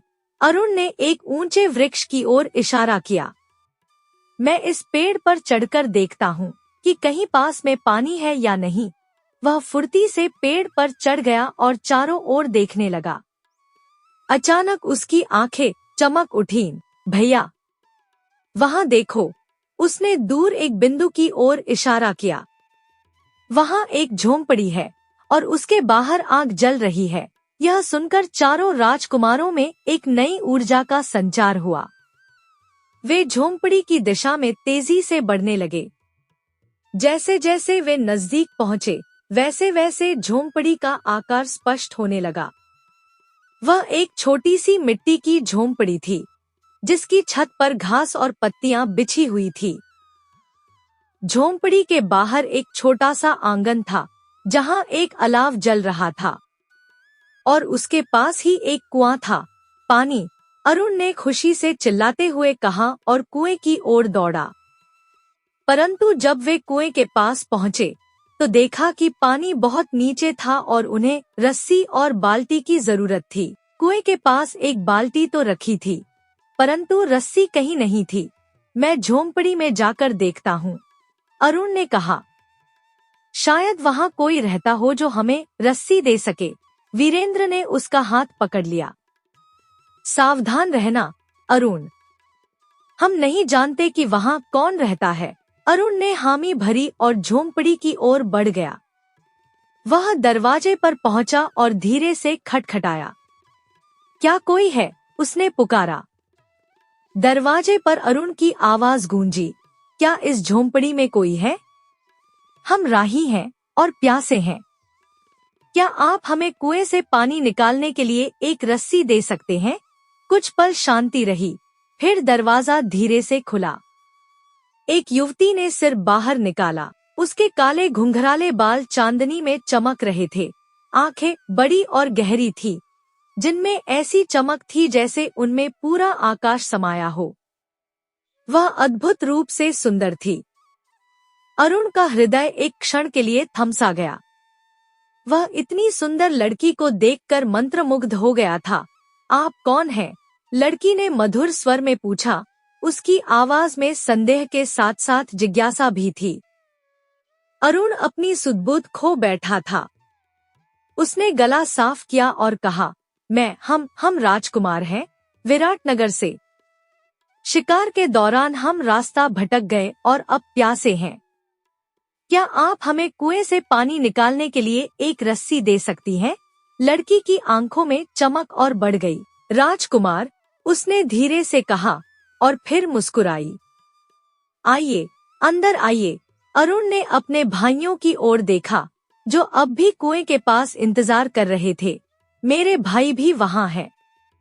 हम सभी प्यासे हैं। लड़की ने झोंपड़ी से बाहर आकर चारों भाइयों को देखा। उसने अपनी साड़ी का पल्लू सिर पर खींच लिया और मधुर स्वर में कहा, आप सभी अंदर आइए। मैं आपके लिए ताज़ा पानी और भोजन की व्यवस्था करूंगी। राजकुमार एक दूसरे को देखने लगे। वीरेंद्र के चेहरे पर अब भी संदेह के भाव थे। धन्यवाद, देवी, सूर्य प्रताप ने विनम्रता से कहा। परंतु हम केवल पानी पीकर अपनी यात्रा आगे बढ़ना चाहते हैं। लड़की मुस्कुराई। उसकी मुस्कान में कुछ ऐसा था जो राजकुमारों को मोह लेता था। रात हो चुकी है, राजकुमार। जंगल में रात के समय भटकना खतरनाक है। आप यहाँ विश्राम कर सकते हैं और सुबह अपनी यात्रा आगे बढ़ा सकते हैं। इस बार अरुण ने जवाब दिया। हाँ, आपका आतिथ्य स्वीकार करने के लिए हम आभारी हैं। वीरेंद्र ने अरुण को एक नजर देखा, परंतु कुछ कहा नहीं। चारों राजकुमार झोंपड़ी में प्रवेश करने लगे। झोंपड़ी के अंदर वे आश्चर्यचकित रह गए। बाहर से यह एक साधारण मिट्टी की झोंपड़ी लगती थी, परंतु अंदर का दृश्य बिल्कुल अलग था। फर्श पर रंग-बिरंगे कालीन बिछे थे, दीवारों पर सुंदर चित्र टंगे थे और छत से झूलते दीपक पूरे कमरे को जगमगा रहे थे। एक कोने में एक छोटा सा रसोई घर था, जहां से खाने की सुगंध आ रही थी। यह अद्भुत है, शौर्य ने मंत्रमुग्ध होकर कहा। धन्यवाद, एक और मधुर आवाज आई। वे मुड़े और देखा कि 3 और लड़कियां वहां खड़ी थी, सभी उतनी ही सुंदर जितनी पहली लड़की थी। ये मेरी बहनें हैं, पहली लड़की ने कहा। मैं माया हूँ और ये मेरी बहनें तारा, निशा और अंबिका हैं। चारों राजकुमारों ने विनम्रता से सिर झुकाकर अभिवादन किया। हम विराटनगर के राजकुमार हैं, वीरेंद्र ने कहा। मैं वीरेंद्र हूँ और ये मेरे भाई सूर्य प्रताप, शौर्य और अरुण हैं। आइए, आपके लिए पानी और भोजन लाती हूँ, माया ने कहा और रसोई घर की ओर बढ़ गई। अरुण की नजरें माया पर टिकी हुई थी। वह उसकी हर हरकत को ध्यान से देख रहा था। वीरेंद्र ने अरुण के कंधे पर हाथ रखा और उसके कान में फुसफुसाया, सावधान रहो भाई, हम नहीं जानते कि ये कौन है। माया ताजे पानी के जग और भोजन से भरी थालियां लेकर आई। राजकुमारों ने तृप्ति से पानी पिया और भोजन का आनंद लिया। आपका भोजन बहुत स्वादिष्ट है, सूर्य प्रताप ने प्रशंसा की।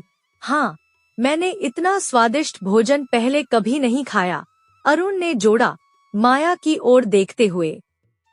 माया मुस्कुराई। धन्यवाद राजकुमार, अब आप विश्राम कर सकते हैं। हमने आपके लिए बिस्तर तैयार कर दिए हैं। राजकुमारों को एक अलग कमरे में ले जाया गया, जहां 4 आरामदायक बिस्तर बिछे थे। थके हुए राजकुमार जल्द ही गहरी नींद में सो गए। मध्य रात्रि, अरुण की आंखें खुली। वह उठा और चुपचाप अपने भाइयों को देखा, जो अभी भी गहरी नींद में थे। वह धीरे से कमरे से बाहर निकला और देखा कि माया अभी भी जागी हुई थी। वह खिड़की के पास बैठी चांद को देख रही थी। तुम सो नहीं सकती? अरुण ने धीरे से पूछा। माया चौंक गई और मुड़ी। ओह राजकुमार अरुण, मुझे नींद नहीं आ रही थी। अरुण उसके पास आकर बैठ गया। मुझे भी नींद नहीं आ रही, मैं बस सोच रहा था, तुम 4 बहनें इस जंगल में अकेली कैसे रहती हो?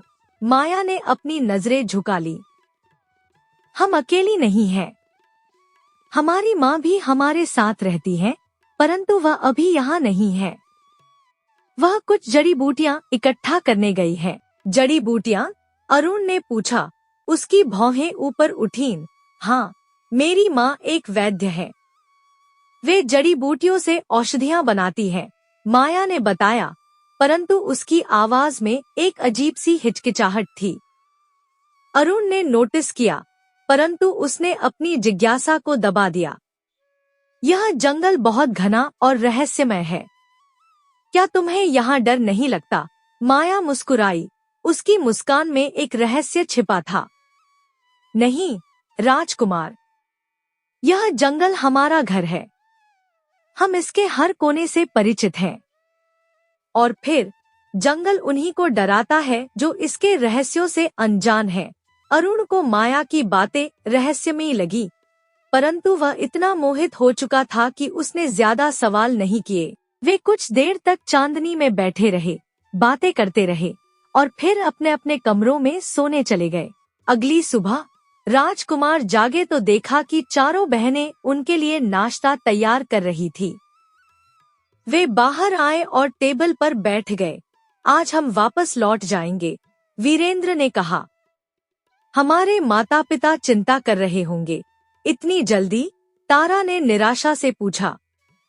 आप थोड़ा और रुक नहीं सकते? नहीं, हमें जाना होगा, वीरेंद्र ने दृढ़ता से कहा। अचानक झोंपड़ी का दरवाजा खुला और एक वृद्ध महिला अंदर आई। उसके सफेद बाल बिखरे हुए थे, आंखें गहरी और घुसी हुई थी और चेहरे पर झुर्रियां थी, परंतु उसकी आंखों में एक अजीब सी चमक थी जो कहीं भयभीत करती थी। तो ये है हमारे मेहमान, वृद्ध महिला ने कहा। उसकी आवाज कर्कश और भारी थी। माँ, ये विराटनगर के राजकुमार हैं, निशा ने परिचय कराया। कल रात वे यहाँ आए थे और हमने उन्हें ठहरने दिया। वृद्ध महिला ने राजकुमारों को ध्यान से देखा, उसकी आंखों में एक चतुर चमक थी। विराटनगर से? राजा विराट सेन के पुत्र? हाँ माताजी, वीरेंद्र ने सम्मान से कहा।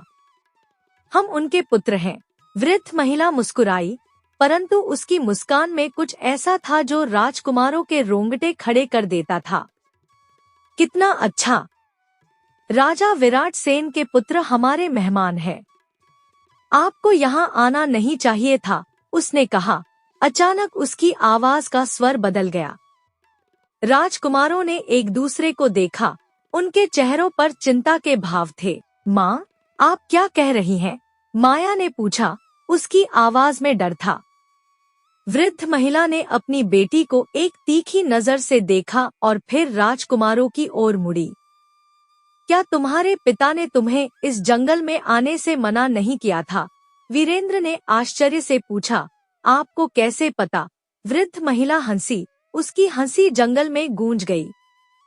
मुझे सब पता है राजकुमार, और अब तुम चारों मेरे हो। अचानक वह एक अजीब सी भाषा में मंत्र बुदबुदाने लगी और अपने हाथों को हवा में घुमाने लगी। एक चमकदार प्रकाश उसके हाथों से निकला और वीरेंद्र को जा लगा। वीरेंद्र की चीख गूंजी और अगले ही पल वह एक बकरे में बदल गया। वीरेंद्र! तीनों भाई एक साथ चिल्लाए। चुप! वृद्ध महिला चिल्लाई। एक शब्द और बोला तो तुम सभी की यही हालत होगी। राजकुमार भय से सिहर उठे। वे समझ गए कि वह कोई साधारण वृद्ध महिला नहीं है, बल्कि एक शक्तिशाली जादूगरनी है। आप हमारे भाई को वापस इंसान बना दीजिए, सूर्य प्रताप ने विनती की। जादूगरनी ने एक हाथ उठाया और वीरेंद्र फिर से अपने मूल रूप में आ गया। वह जमीन पर गिर पड़ा, हाँफ रहा था। वीरेंद्र, तुम ठीक हो? शौर्य ने चिंता से पूछा। वीरेंद्र ने सिर हिलाया, अब भी भय से कांप रहा था। सुनो राजकुमारों, जादूगरनी ने कहा, तुम चारों अब मेरे कैदी हो। तुम तभी जीवित रहोगे जब तुम मेरी बेटियों से विवाह करोगे। राजकुमारों ने आश्चर्य से एक दूसरे को देखा। हम विवाह कैसे कर सकते हैं? अरुण ने हकलाते हुए कहा। हमारे माता पिता की अनुमति के बिना। तुम्हारी पसंद यही है, जादूगरनी ने कठोरता से कहा। या तो विवाह करो या बकरे बनकर रहो। चुनाव तुम्हारा है। राजकुमार दुविधा में पड़ गए। वे अपने पिता के वचन को तोड़ चुके थे और अब इस संकट में फंस गए थे। अरुण ने माया की ओर देखा, जिसके चेहरे पर चिंता और डर के भाव थे। हम विवाह करने को तैयार हैं, अरुण ने अंततः कहा। अरुण! वीरेंद्र ने आश्चर्य से कहा। हमारे पास और कोई विकल्प नहीं है भैया, अरुण ने धीरे से कहा। अगर हम जीवित रहना चाहते हैं तो हमें उसकी शर्तें माननी होंगी। तीनों भाई आपस में परामर्श करने लगे। अंततः वे सभी सहमत हो गए। हम विवाह करने को तैयार हैं, वीरेंद्र ने कहा, परंतु आप हमें वचन दे कि हमें कोई हानि नहीं पहुंचाएंगी। जादूगरनी मुस्कुराई। वचन देती हूँ, परंतु याद रखो तुम चारों अब इस जंगल में ही रहोगे। अगर तुमने जंगल से बाहर जाने की कोशिश की तो तुम सभी हमेशा के लिए बकरे बन जाओगे। इस प्रकार चारों राजकुमारों का विवाह चारों बहनों से हो गया। वे सभी जंगल में रहने लगे, जादूगरनी की कैद में। दिन बीतते गए और राजकुमार झोंपड़ी में अपनी नई पत्नियों के साथ रहने लगे। वे अक्सर जंगल में शिकार के लिए जाते, परंतु जादूगरनी की धमकी के कारण वे कभी भी जंगल की सीमा से बाहर नहीं जाते थे। धीरे धीरे अरुण ने महसूस किया कि माया अन्य बहनों से अलग है। जब भी वह उसे खाना परोसती, वह उदास हो जाती और अक्सर आंसू भरी आंखों से उसे देखती। एक दिन जब वे दोनों अकेले थे, अरुण ने पूछा, माया, तुम हमेशा उदास क्यों रहती हो? क्या तुम मुझसे प्रेम नहीं करती? माया ने अपनी आंखें पोंछीं। नहीं राजकुमार, ऐसी बात नहीं है। मैं तुमसे बहुत प्रेम करती हूँ, इसलिए ही मैं दुखी हूँ। अरुण ने भौहें सिकोड़ी। मैं समझा नहीं। माया ने आसपास देखा, यह सुनिश्चित करने के लिए कि कोई उनकी बातें नहीं सुन रहा है। फिर वह धीमे स्वर में बोली, अरुण, मेरी माँ एक शक्तिशाली जादूगरनी है। वह अपनी शक्तियों को बढ़ाने के लिए मनुष्यों की बलि देती है। अरुण के चेहरे का रंग उड़ गया। क्या? हाँ, माया ने आगे कहा। उसकी आवाज अब और भी धीमी हो गई थी। और अगली अमावस्या को वह तुम चारों भाइयों में से किसी एक की बलि देगी। अरुण के दिल की धड़कन तेज हो गई। और तुम्हारी बहनें? वे भी इसमें शामिल हैं? माया ने सिर हिलाया। हाँ, वे मेरी माँ की सहायता करती हैं। पर मुझे यह सब अच्छा नहीं लगता। मैं तुम्हें बचाना चाहती हूँ, अरुण। मैं तुमसे सच्चा प्रेम करती हूँ। अरुण ने माया का हाथ पकड़ा। हमें क्या करना चाहिए? कैसे बच सकते हैं हम? माया ने सोचा, फिर धीरे से बोली, मेरी एक योजना है, पर इसके लिए तुम्हारे भाइयों का साथ भी चाहिए होगा और मुझे भी अपने साथ ले जाना होगा। अरुण ने दृढ़ता से सिर हिलाया। हम तुम्हें जरूर अपने साथ ले जाएंगे माया।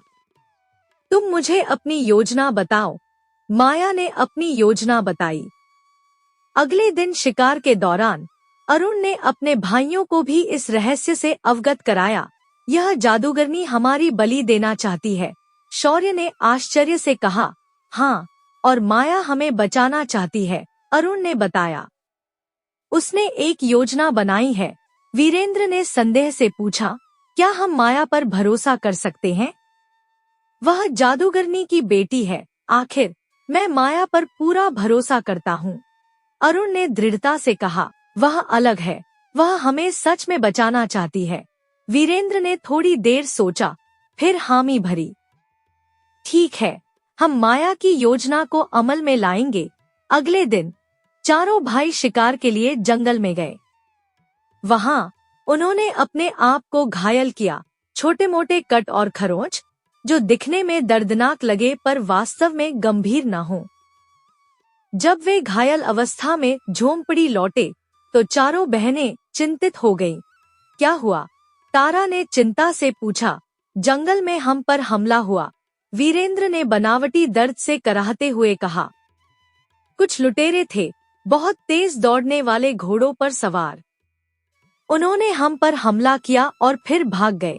हमने उनका पीछा करने की कोशिश की, सूर्य प्रताप ने जोड़ा, पर हमारे पास घोड़े नहीं थे। अगर हमारे पास भी ऐसे तेज दौड़ने वाले घोड़े होते तो हम उन्हें पकड़ लेते। निशा ने जादूगरनी की ओर देखा। मां, क्या हम उन्हें अपने घोड़े दे सकते हैं? वे बहुत ही साहसी हैं और अगर उनके पास घोड़े होंगे तो वे हमारे लिए और अच्छे शिकार ला सकेंगे। जादूगरनी ने राजकुमारों को संदेह भरी नजरों से देखा, परंतु फिर हामी भर दी। ठीक है, उन्हें घोड़े दे दो, पर याद रखो राजकुमारों, तुम जंगल की सीमा से बाहर नहीं जा सकते। चारों बहनों ने राजकुमारों को अस्तबल तक ले जाया, जहां 4 काले घोड़े बंधे थे। ये साधारण घोड़े नहीं थे, उनकी आंखें लाल लाल चमक रही थी और उनके पैर जमीन को छूते छूते से थे, मानो वे हवा में तैर रहे हों। ये जादुई घोड़े हैं, तारा ने बताया। इन्हें पलक झपकते ही कहीं भी ले जा सकते हैं। राजकुमारों की आंखों में उम्मीद की एक नई किरण चमकी। वे समझ गए कि ये घोड़े ही उन्हें इस जंगल से बाहर ले जा सकते हैं। अगले दिन सुबह जब चारों भाई शिकार के लिए तैयार हो रहे थे, अरुण धीरे से माया के पास गया। माया, आज हम भाग जाएंगे, उसने धीमे स्वर में कहा। क्या तुम तैयार हो? माया ने हामी भरी। उसकी आंखों में डर और उम्मीद दोनों थे। हाँ अरुण, मैं तैयार हूँ। जैसे ही चारों भाई घोड़ों पर सवार होकर जंगल की ओर बढ़े, माया भी छिपकर उनके पीछे पीछे चल दी। जंगल में पहुंचकर अरुण ने रुककर माया का इंतजार किया। जब वह पहुंची तो उसने उसे अपने घोड़े पर बिठा लिया। चलो भागो, वीरेंद्र ने अपने घोड़े को संकेत दिया। चारों घोड़े एक साथ दौड़ने लगे। उनकी गति इतनी तेज थी कि आसपास के पेड़ धुंधले पट्टों में बदल गए। ये साधारण घोड़े नहीं थे, ये हवा की तरह तेज दौड़ते थे। जल्द ही वे जंगल की सीमा के पास पहुंच गए। उस सीमा को पार करते ही वे जादूगरनी के प्रभाव से मुक्त हो जाएंगे। वहां माया ने आगे इशारा किया। वह जंगल की सीमा है। घोड़े और तेज दौड़ने लगे। वे सीमा के नजदीक पहुंच रहे थे। अचानक आकाश में बादल छा गए और एक भयानक गरज के साथ जादूगरनी प्रकट हुई, हवा में उड़ती हुई। धोखेबाज, वह चिल्लाई। तुम मुझसे भाग नहीं सकते। उसने अपने हाथों को ऊपर उठाया और एक शक्तिशाली जादू का प्रयोग किया। एक तेज आंधी उठी, जो राजकुमारों को रोकने की कोशिश कर रही थी। तेज दौड़ो, वीरेंद्र चिल्लाया। हम लगभग पहुंच गए हैं। घोड़े आंधी के विरुद्ध संघर्ष करते हुए आगे बढ़ रहे थे। जादूगरनी और भी नजदीक आ रही थी। उसके हाथों से निकलती बिजली की तरह चमकदार प्रकाश राजकुमारों को लक्षित कर रहा था। अरुण, माया चिल्लाई और उसके हाथ से कुछ गिरा, एक छोटा सा पाउडर। इसे हवा में फेंको। अरुण ने वह पाउडर हवा में फेंक दिया और अचानक एक तेज चमक हुई। जादूगरनी की आंखें अस्थायी रूप से अंधी हो गईं। अभी, माया चिल्लाई। इसी समय चारों घोड़ों ने अपनी पूरी शक्ति से दौड़ते हुए जंगल की सीमा पार कर ली। जैसे ही वे सीमा पार करके विराटनगर के रास्ते पर आए, उन्होंने एक जोरदार चीख सुनी। वे मुड़े और देखा कि जादूगरनी आकाश में खड़ी हुई क्रोध से चिल्ला रही थी, परंतु अब वह उन्हें छू नहीं सकती थी। उसकी शक्तियां केवल जंगल तक ही सीमित थीं। हम बच गए, शौर्य ने खुशी से चिल्लाते हुए कहा। हाँ, पर अभी विराटनगर पहुंचना बाकी है, वीरेंद्र ने याद दिलाया। घोड़े अब भी तेजी से दौड़ते हुए विराटनगर की ओर बढ़ रहे थे। कुछ ही घंटों में वे अपने राज्य की सीमा में प्रवेश कर गए।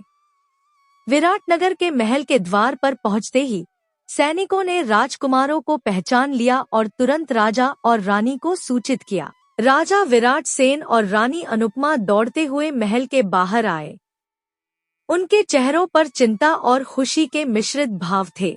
मेरे बच्चे, रानी ने आंसू भरी आंखों से कहा और अपने पुत्रों को गले लगा लिया। राजा के चेहरे पर राहत के भाव थे, परंतु साथ ही एक अजीब सी चिंता भी थी। तुम कहाँ थे? हम सब कितने चिंतित थे, पिताजी, वीरेंद्र ने विनम्रता से कहा। हमने आपका वचन तोड़ा। हम दक्षिण दिशा के जंगल में गए थे।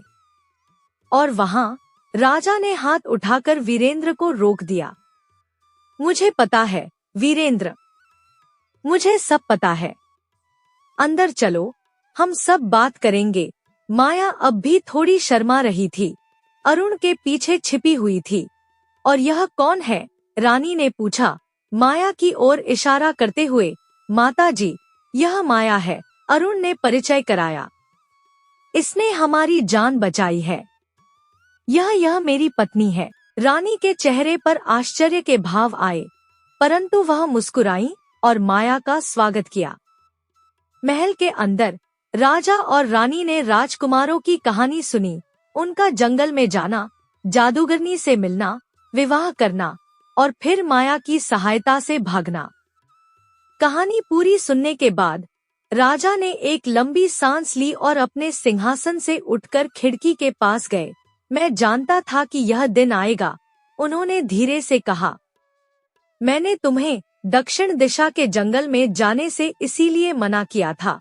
आप जानते थे, पिताजी, सूर्य प्रताप ने आश्चर्य से पूछा। आप जानते थे कि वहाँ एक जादूगरनी है? राजा ने सिर हिलाया।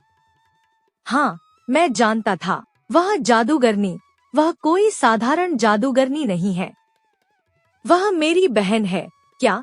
चारों राजकुमार एक साथ चिल्लाए। राजा ने अपनी कहानी शुरू की। कई साल पहले, जब मैं और मेरी बहन नगीना युवा थे, हम दोनों ने जादू की शक्तियों का अध्ययन किया। मैंने इसका उपयोग अपने राज्य और प्रजा की भलाई के लिए करने का निर्णय लिया, जबकि नगीना अपनी शक्तियों को और बढ़ाना चाहती थी, चाहे इसके लिए उसे कुछ भी करना पड़े। राजा ने गहरी सांस ली और आगे कहा। एक दिन हम दोनों के बीच एक बड़ा विवाद हुआ।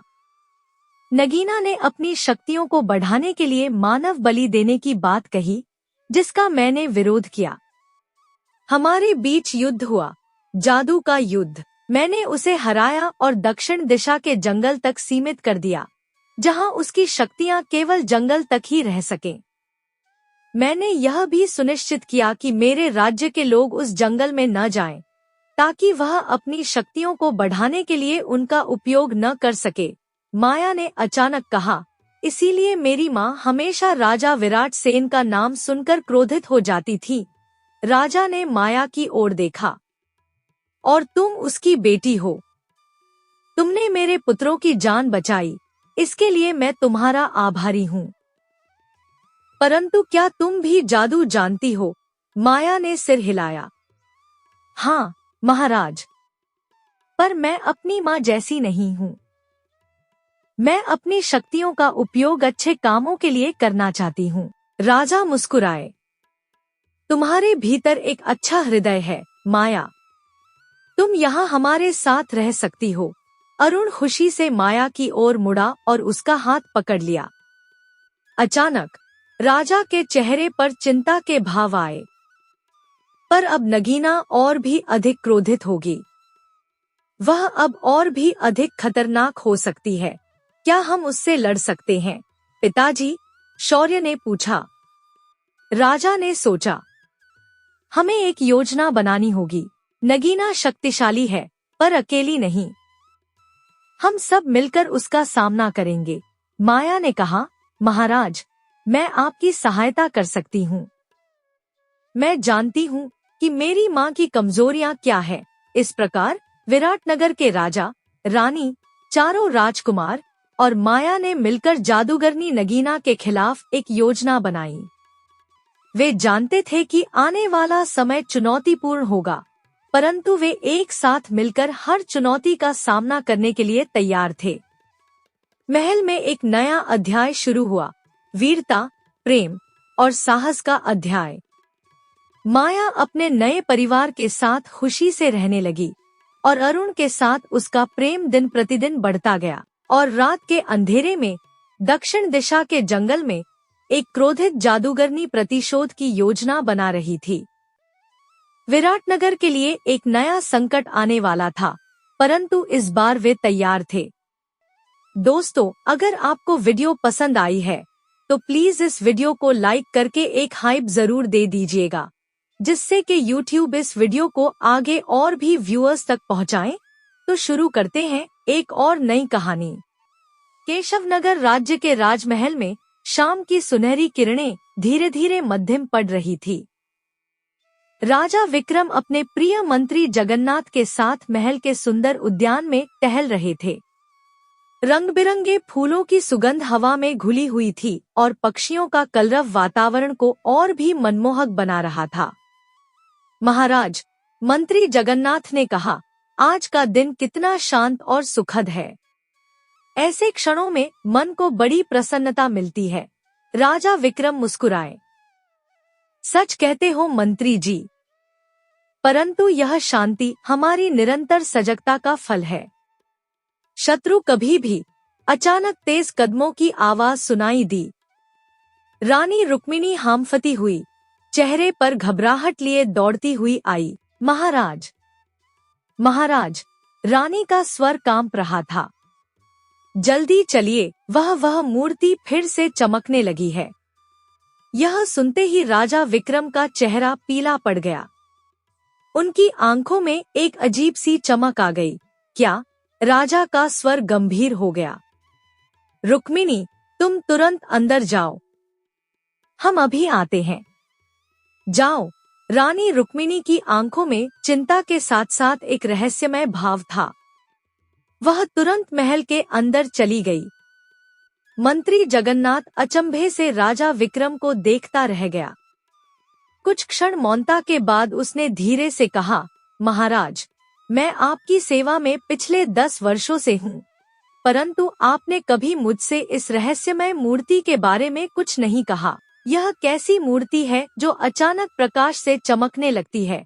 राजा विक्रम ने गहरी सांस भरी और मंत्री जगन्नाथ की आंखों में देखा। और मैंने यह भी देखा है, मंत्री जगन्नाथ ने आगे कहा, कि जब भी यह घटना होती है, रानी साहिबा आपको बताने आती हैं और आप कुछ देर बाद कहीं चले जाते हैं। यह क्या रहस्य है महाराज? राजा विक्रम के चेहरे पर एक द्वंद्व का भाव आया। वे कुछ कदम चले, फिर रुक गए। मंत्री जगन्नाथ, राजा ने धीमे स्वर में कहा, और भी एक विचित्र बात है। जब भी यह मूर्ति चमकती है, उस समय केवल तुम ही मेरे साथ होते हो। यह केवल संयोग है या कुछ और? मंत्री जगन्नाथ के होठों पर एक रहस्यमय मुस्कान आई। वह धीरे धीरे बोला, महाराज, पहले तो मैं चाहता था कि यह रहस्य गुप्त रहे, परंतु आज आपने पहली बार स्वयं इसके बारे में पूछा है। अब मुझे लगता है कि आपकी वर्षों की निष्ठा और विश्वास का सम्मान करते हुए मुझे आपको सच बताना चाहिए। तो फिर बताइए महाराज, मंत्री जगन्नाथ ने कहा। मैं सुनने के लिए तैयार हूँ। राजा विक्रम ने आकाश की ओर देखा, जहाँ सूर्य धीरे धीरे अस्त हो रहा था। मंत्री जगन्नाथ, यह कहानी कुछ वर्ष पुरानी है। ध्यान से सुनो। राजा विक्रम ने कहानी आरंभ की। यह बात तब की है जब मैं अपने एक विश्वसनीय सैनिक के साथ शिकार के लिए गया था। हमने एक बड़े शेर का पीछा किया था और इस चक्कर में हम घने जंगल में बहुत दूर निकल आए थे। महाराज, कृपा करके अपने घोड़े को रोक दीजिए, सैनिक ने चिंतित स्वर में कहा था। यह जंगल अत्यंत घना और खतरनाक है। यहाँ जंगली जानवरों का भय है। राजा विक्रम ने घोड़े की लगाम खींचते हुए कहा था। बकवास बंद करो सैनिक, हम उस शेर का पीछा करते करते यहाँ तक आए हैं। अब खाली हाथ वापस नहीं लौटेंगे। उस शेर का शिकार करके ही रहेंगे। परंतु महाराज, सैनिक ने कहा था, हमें पिछले 2 घंटों से तेज प्यास लग रही है। मेरा गला सूख रहा है और निश्चय ही आपको भी प्यास लगी होगी। राजा विक्रम ने स्वीकार किया था। हाँ, यह बात सही है, मुझे भी अत्यधिक प्यास लग रही है। महाराज, यहाँ आसपास तो कोई जल स्रोत दिखाई नहीं दे रहा, सैनिक ने कहा था। तभी अचानक सैनिक घोड़े से गिर पड़ा था। वह बेहोश हो गया था। अरे, राजा विक्रम घबरा गए थे। यह तो प्यास की तीव्रता सहन नहीं कर पाया। राजा विक्रम ने आकाश में चमकते सूर्य को देखा था। उनके गले में तीव्र जलन हो रही थी। यदि शीघ्र ही पानी नहीं मिला तो मैं भी बेहोश हो जाऊंगा। वे अपने आप से बोले थे, किसी भी तरह पानी तलाशना होगा। वे अकेले ही पानी की खोज में इधर उधर भटकने लगे थे। तभी उनकी नजर दूर एक वृक्ष के नीचे बैठे एक व्यक्ति पर पड़ी थी, जो भोजन कर रहा था। राजा विक्रम तुरंत उस व्यक्ति के पास गए थे। उस व्यक्ति के पास एक कमंडल रखा था जिसमें थोड़ा पानी था। उस व्यक्ति ने राजा विक्रम को देखकर कहा था, अरे, आप तो केशव नगर के महाराज विक्रम हैं। हाँ, तुमने सही पहचाना, राजा ने कहा था। महाराज, आप इस घने जंगल में क्या कर रहे हैं? व्यक्ति ने पूछा था। शिकार की तलाश में आया था, परंतु मेरा सैनिक प्यास से बेहोश हो गया है। मेरा भी गला सूख रहा है, उस व्यक्ति ने दयाभाव से कहा था। महाराज, यहाँ दूर दूर तक कोई जल स्रोत नहीं है। मेरे पास यह कमंडल में थोड़ा पानी है। मैं पर्याप्त पानी पी चुका हूँ। आप इसे ले लीजिए। राजा विक्रम की आंखें चमक उठी थी। मैं इस पानी के लिए अपने सारे आभूषण देने को तैयार हूँ। नहीं महाराज, व्यक्ति ने कहा था, पानी का कोई मूल्य नहीं होता। यह लीजिए। यह कहकर वह व्यक्ति तुरंत वहां से चला गया था। राजा विक्रम ने सोचा था, कितना विचित्र व्यक्ति था। जैसे ही वे पानी पीने को हुए, तभी उनके कानों में एक कमजोर आवाज आई, मैं 2 दिन से प्यासा हूँ, कोई मुझे थोड़ा पानी दे दो। राजा विक्रम ने पीछे मुड़कर देखा तो एक वृद्ध साधु खड़ा था। साधु का चेहरा देखकर लग रहा था कि वह वास्तव में कई दिनों से प्यासा था। राजा विक्रम के मन में द्वंद्व हुआ। मेरे पास केवल इतना पानी है, इसे मैं पीऊं या इस साधु को दूं? साधु की आंखों में आशा और निराशा का मिश्रण था। वह बिना कुछ कहे राजा विक्रम को देख रहा था। राजा विक्रम ने मन में सोचा, मैं एक जवान व्यक्ति हूँ, परंतु यह साधु वृद्ध है। इसे मुझसे अधिक पानी की आवश्यकता है। यह सोचकर राजा विक्रम ने कमंडल साधु को दे दिया। यह लीजिए साधु जी, आप पानी पी लीजिए। जैसे ही साधु ने कमंडल हाथ में लिया, अचानक एक चमत्कार हुआ। साधु रंग-बिरंगी किरणों से घिर गया और एक सुंदर, तेजस्वी पुरुष के रूप में बदल गया। तुम कौन हो? राजा विक्रम आश्चर्य से बोले। मैं इस वन का देवता हूँ। उस सुंदर पुरुष ने कहा, कुछ देर पहले जिस व्यक्ति से तुमने पानी लिया था वह भी मैं ही था। मैं तुम्हारी परीक्षा ले रहा था। राजा विक्रम मंत्रमुग्ध से उस देवता को देखते रहे। वन देवता ने आगे कहा, मैं देखना चाहता था कि तुम्हारे हृदय में दूसरों के प्रति प्रेम और दया है या नहीं। तुम इस परीक्षा में सफल हुए हो। तभी वन देवता के हाथों में एक छोटी सी मूर्ति प्रकट हुई जो सुनहरी किरणों से चमक रही थी। राजन, वन देवता ने कहा, यह मूर्ति तुम्हारी परीक्षा में सफल होने का पुरस्कार है। इसे सुरक्षित रखना। राजा विक्रम ने श्रद्धापूर्वक मूर्ति ली। वन देवता ने समझाया, जब तक यह मूर्ति तुम्हारे पास रहेगी, संसार का कोई भी राजा तुम्हें युद्ध में पराजित नहीं कर सकेगा। तुम जिस भी राज्य पर विजय पाना चाहोगे, आसानी से पा लोगे, चाहे शत्रु की सेना कितनी भी विशाल हो। तुम्हारी इस चमत्कारी मूर्ति के आगे वह कुछ नहीं कर पाएगी। फिर वन देवता ने चेतावनी दी, परंतु ध्यान रहे, राजन, जब भी यह मूर्ति सुनहरी किरणों से चमकेगी, तुम्हें तुरंत इसके पास आना होगा। यह तुम्हें कोई संकेत दे रही होगी। यह कहकर वन देवता अंतर्धान हो गए। राजा विक्रम की कहानी सुनकर मंत्री जगन्नाथ की आंखें चमक उठीं। अद्भुत! मंत्री जगन्नाथ ने कहा, तो यही कारण है महाराज, अब मैं उस मूर्ति को अपनी आंखों से देखना चाहता हूँ। चलो, राजा विक्रम ने कहा, तुम्हें दिखाता हूँ। दोनों महल के अंदर एक गुप्त कक्ष में पहुँचे। वहाँ रानी रुक्मिणी पहले से मौजूद थी। कक्ष के बीच में एक छोटी सी सुनहरी मूर्ति रखी थी जो तेज किरणों से चमक रही थी। मंत्री जगन्नाथ मंत्रमुग्ध हो गया। मूर्ति की चमक अत्यंत मनमोहक थी। जैसे ही राजा विक्रम कक्ष में आए, मूर्ति की किरणें उनके चेहरे पर पड़ी और धीरे धीरे मूर्ति सामान्य हो गई।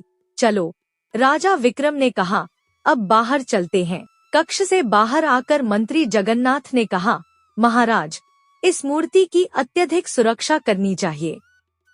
यदि अन्य राजाओं को इसकी जानकारी मिल गई तो वे इसे पाने के लिए आक्रमण कर सकते हैं। राजा विक्रम हंसे, चिंता की कोई बात नहीं मंत्री जी, वे चाहे जितना भी प्रयास करें, मुझे हरा नहीं सकते। जब तक यह मूर्ति मेरे पास है, संसार का सबसे शक्तिशाली राजा भी मेरा कुछ नहीं बिगाड़ सकता। यह कहकर राजा विक्रम चले गए और मंत्री जगन्नाथ मुस्कुराते हुए महल में वापस चला गया। अगले दिन राजा विक्रम अपने दरबार में मंत्री जगन्नाथ के साथ बैठे थे। तभी एक सैनिक आया और राजा के हाथ में एक पत्र देकर बोला, महाराज की जय हो। एक नकाबपोश व्यक्ति ने यह पत्र दिया है और कहा है कि यह केवल महाराज को ही देना है। राजा विक्रम ने पत्र लिया। ठीक है, तुम जा सकते हो। सैनिक के जाने के बाद राजा विक्रम ने पत्र पढ़ा। उनके चेहरे के भाव गंभीर हो गए। मंत्री जगन्नाथ ने पूछा, महाराज, मैं काफी समय से देख रहा हूँ कि नकाबपोश व्यक्ति के नाम से पत्र आते रहते हैं, परंतु आप कभी इस बारे में विस्तार से नहीं बताते। यह क्या रहस्य है? राजा विक्रम मुस्कुराए। मंत्री जगन्नाथ, यदि तुम यह सब समझ जाते तो मंत्री नहीं बल्कि राजा होते। मैं कुछ समझा नहीं महाराज। उस मूर्ति का रहस्य तो मैंने तुम्हें बता दिया, राजा ने कहा, परंतु इस रहस्य के बारे में मैं नहीं बता सकता। बस इतना जान लो कि इस पत्र में हमारे राज्य की सुरक्षा से संबंधित महत्वपूर्ण जानकारी है। कैसी जानकारी महाराज? हमारे केशवनगर राज्य के हरियापुर गांव में जो नदी दूसरे राज्य की सीमा से लगती है, उसके द्वारा 2 लोगों ने हमारे राज्य में अवैध प्रवेश किया है। मंत्री जगन्नाथ आश्चर्य से बोला, यह तो असंभव है महाराज। मैंने स्वयं सीमा पर कड़ी सुरक्षा व्यवस्था की है। हो सकता है यह जानकारी गलत हो। बिल्कुल नहीं, राजा विक्रम ने दृढ़ता से कहा। यह जानकारी हमारे सबसे विश्वसनीय गुप्तचर की है। परंतु महाराज, कभी कभी गुप्तचरों की जानकारी भी गलत हो सकती है, सामान्य गुप्तचरों की हो सकती है, राजा ने कहा, परंतु अदृश्य गुप्तचर की नहीं। अदृश्य गुप्तचर। मंत्री जगन्नाथ हैरान रह गया। अब यह मत पूछना कि यह कौन है, राजा विक्रम ने कहा। बस इतना करो कि जाओ और पता लगाओ कि वे दो घुसपैठिए कौन हैं और किस उद्देश्य से हमारे राज्य में आए हैं। यह कहकर राजा विक्रम चले गए और मंत्री जगन्नाथ गहरे विचार में डूब गया। केशवनगर राज्य के हरियापुर गांव में आदित्य नाम का एक गरीब किसान रहता था। उसकी पत्नी राधा हमेशा गरीबी को लेकर उससे झगड़ा करती रहती थी। एक सुबह आदित्य खेत जाने की तैयारी कर रहा था कि राधा गुस्से से बोली, घर में राशन खत्म हो गया है, अब क्या करोगे? चिंता मत करो, आदित्य ने शांति से कहा, शाम को लेकर आ जाऊंगा। तो दोपहर में मैं क्या खाऊं? राधा चिढ़कर बोली, रसोई में थोड़े चावल रखे हैं, दोपहर में वही खा लेना। राधा का गुस्सा फूट पड़ा, बहुत हो गया, रोज रोज चावल खाकर मैं तंग आ गई हूँ।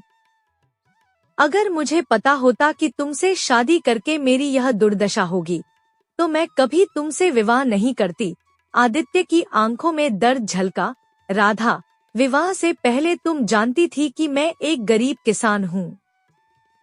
मैं तुम्हें राजकुमारी जैसा जीवन नहीं दे सकता, मुझे कोई मतलब नहीं। राधा रोने लगी। तुम बताओ कि मैं क्या करूं? तो फिर तुम ही बताओ, मैं क्या करूं? राधा ने आंसू पोंछते हुए कहा, तुम्हारी उम्र के लोग गरीबी से छुटकारा पाने के लिए कई तरह के काम करते हैं, तुम भी कुछ करो, बस पैसा आना चाहिए। आदित्य ने दृढ़ता से कहा, राधा, मैं एक ईमानदार व्यक्ति हूँ, मेरे पिता भी ईमानदार थे, मैं कभी गलत रास्ते पर नहीं जाऊंगा। बकवास, राधा चिल्लाई, ईमानदारी से पेट नहीं भरता, जाओ, जाकर अपने खेत में काम करो, तुमसे बात करना बेकार है। आदित्य चुपचाप घर से निकला और धीमे कदमों से अपने खेत की ओर चल दिया। रास्ते में उसे गांव के मुखिया मिले। अरे आदित्य, मुखिया ने कहा, क्या बात है, आज फिर तुम्हारे चेहरे पर यह उदासी क्यों है? शादी के बाद तो लोगों के चेहरे खुशी से चमकते हैं, पर तुम्हारे साथ उल्टा हो रहा है। आदित्य ने गहरी सांस भरी। मुखिया जी, आप जानते हैं कि मेरी पत्नी राधा मेरी गरीबी से परेशान रहती है, वह रोज ताने मारती है। अरे आदित्य, मुखिया ने कहा, मैंने तो तुमसे कहा था कि अपने गांव की लड़की से शादी करो। सुखिया की बेटी चंपा कितनी भली है, मैंने सुना था कि वह तुम्हें पसंद भी करती थी, पर तुमने उसे छोड़कर राधा को चुना, जो इस राज्य की भी नहीं है। आदित्य की आंखों में आंसू आ गए। मुखिया जी, मैं क्या करता? मेरी माँ ने मरते समय कहा था कि राधा से ही विवाह करना, मैंने अपनी माँ का वचन निभाया। मुखिया ने आश्चर्य से कहा, यह कैसी बात है आदित्य? मैं तुम्हारी माता जी को अच्छी तरह जानता था, उन्होंने कभी मुझसे राधा का जिक्र तक नहीं किया था। यह राधा अचानक कहाँ से आई, समझ नहीं आता। खैर छोड़िए, मुखिया ने कहा, ज्यादा उदास मत रहो, सब ठीक हो जाएगा। यह कहकर मुखिया चले गए। आदित्य ने पूरा दिन कड़ी धूप में खेत में काम किया। शाम को वह थकाहारा राशन खरीद कर घर पहुंचा। घर पहुंचकर आदित्य को बड़ा आश्चर्य हुआ। वहां दो अजनबी युवक बैठे थे। राधा उनके साथ हंसी मजाक कर रही थी। ये कौन है? आदित्य ने पूछा। राधा खुशी से बोली, ये मेरे दूर के रिश्तेदार हैं। दूर के रिश्तेदार? आदित्य हैरान हुआ। तुमने कभी इनका जिक्र नहीं किया। नहीं, मैं इन्हें जानता हूँ। उनमें से एक युवक आगे आया, मेरा नाम बलराम है। दूसरा युवक कुछ कहने वाला था कि राधा ने तुरंत कहा, और इनका नाम भीमा है। मैं तुम्हारा बहुत इंतजार कर रही थी। ये तुमसे कुछ जरूरी बात करना चाहते हैं। जरूरी बात? आदित्य ने पूछा। भीमा आगे आया। आदित्य, हम विजयनगर से आए हैं, जहां राधा का असली घर है। हम यहाँ एक महत्वपूर्ण काम से आए हैं और हमें तुम्हारी सहायता चाहिए। आदित्य ने कंधे उचकाए। मैं तो एक गरीब किसान हूँ, भला मैं आपकी क्या सहायता कर सकता हूँ? तुम हमारी सहायता कर सकते हो, बलराम ने कहा, इसीलिए हम यहाँ आए हैं। पहले हमारी बात सुनो। कैसी सहायता? भीमा ने आगे कहा, देखो आदित्य, हमें पता चला है कि राजा विक्रम के महल में एक अद्भुत मूर्ति रखी है। कहते हैं वह जादुई है। जब तक वह मूर्ति राजा विक्रम के पास रहेगी, कोई भी राजा उसे हरा नहीं सकता। आदित्य आश्चर्य से बोला, मैंने तो इसके बारे में कभी नहीं सुना, पर अगर यह सच है तो यह तो अच्छी बात है। राजा विक्रम के पास ऐसी शक्ति है तो हम सब सुरक्षित हैं। राधा गुस्से से बोली, तुम मूर्ख हो, पहले उनकी पूरी बात तो सुनो। बलराम ने कहा, देखो आदित्य, सीधी बात यह है कि हमें राजा विक्रम या उसकी सुरक्षा से कोई मतलब नहीं। हम उस मूर्ति को चुराना चाहते हैं। क्या? आदित्य का मुंह खुला रह गया। भीमा ने समझाया, सोचो, अगर हम उस मूर्ति को चुराकर विजयगढ़ के राजा या किसी और राजा को बेच दें, तो उसके चमत्कार के बारे में सुनकर वह हमें मुंहमांगी कीमत देगा। हमारी सारी गरीबी दूर हो जाएगी। राधा आंसू भरकर बोली, आदित्य, क्या जिंदगी भर इसी तरह खेत में हल चलाओगे? क्या हमेशा गरीबी को अपनी मजबूरी मानकर रहोगे? भीमा ने आगे कहा, हमारे पास इतना धन होगा कि हमारी आने वाली पीढ़ियों को काम करने की जरूरत नहीं रहेगी। हम आराम से जिंदगी बिताएंगे। आदित्य के चेहरे पर पसीना आ गया। पागल हो गए हो क्या? यह तो राज्य के साथ गद्दारी होगी। राधा की आंखों में आंसू आ गए। कैसी गद्दारी? हम केवल उस मूर्ति को चुराएंगे, राजा विक्रम को कोई नुकसान नहीं पहुंचाएंगे। इस गरीबी से निकलने का यह एकमात्र रास्ता है। आदित्य ने हिचकिचाते हुए कहा, चलो, मान लिया, पर मैं एक साधारण किसान हूँ। इसमें मैं तुम्हारी क्या मदद कर सकता हूँ? बलराम ने कहा, राधा ने बताया है कि तुम्हारे पिता राजा विक्रम के महल में काम करते थे। तुम भी बचपन में उस महल में जाते रहते हो। तुम महल के हर गुप्त रास्ते को जानते हो। भीमा ने आगे कहा, बस तुम्हें हमें महल के गुप्त रास्ते से अंदर पहुंचाना है। उसके बाद हम जानते हैं कि क्या करना है।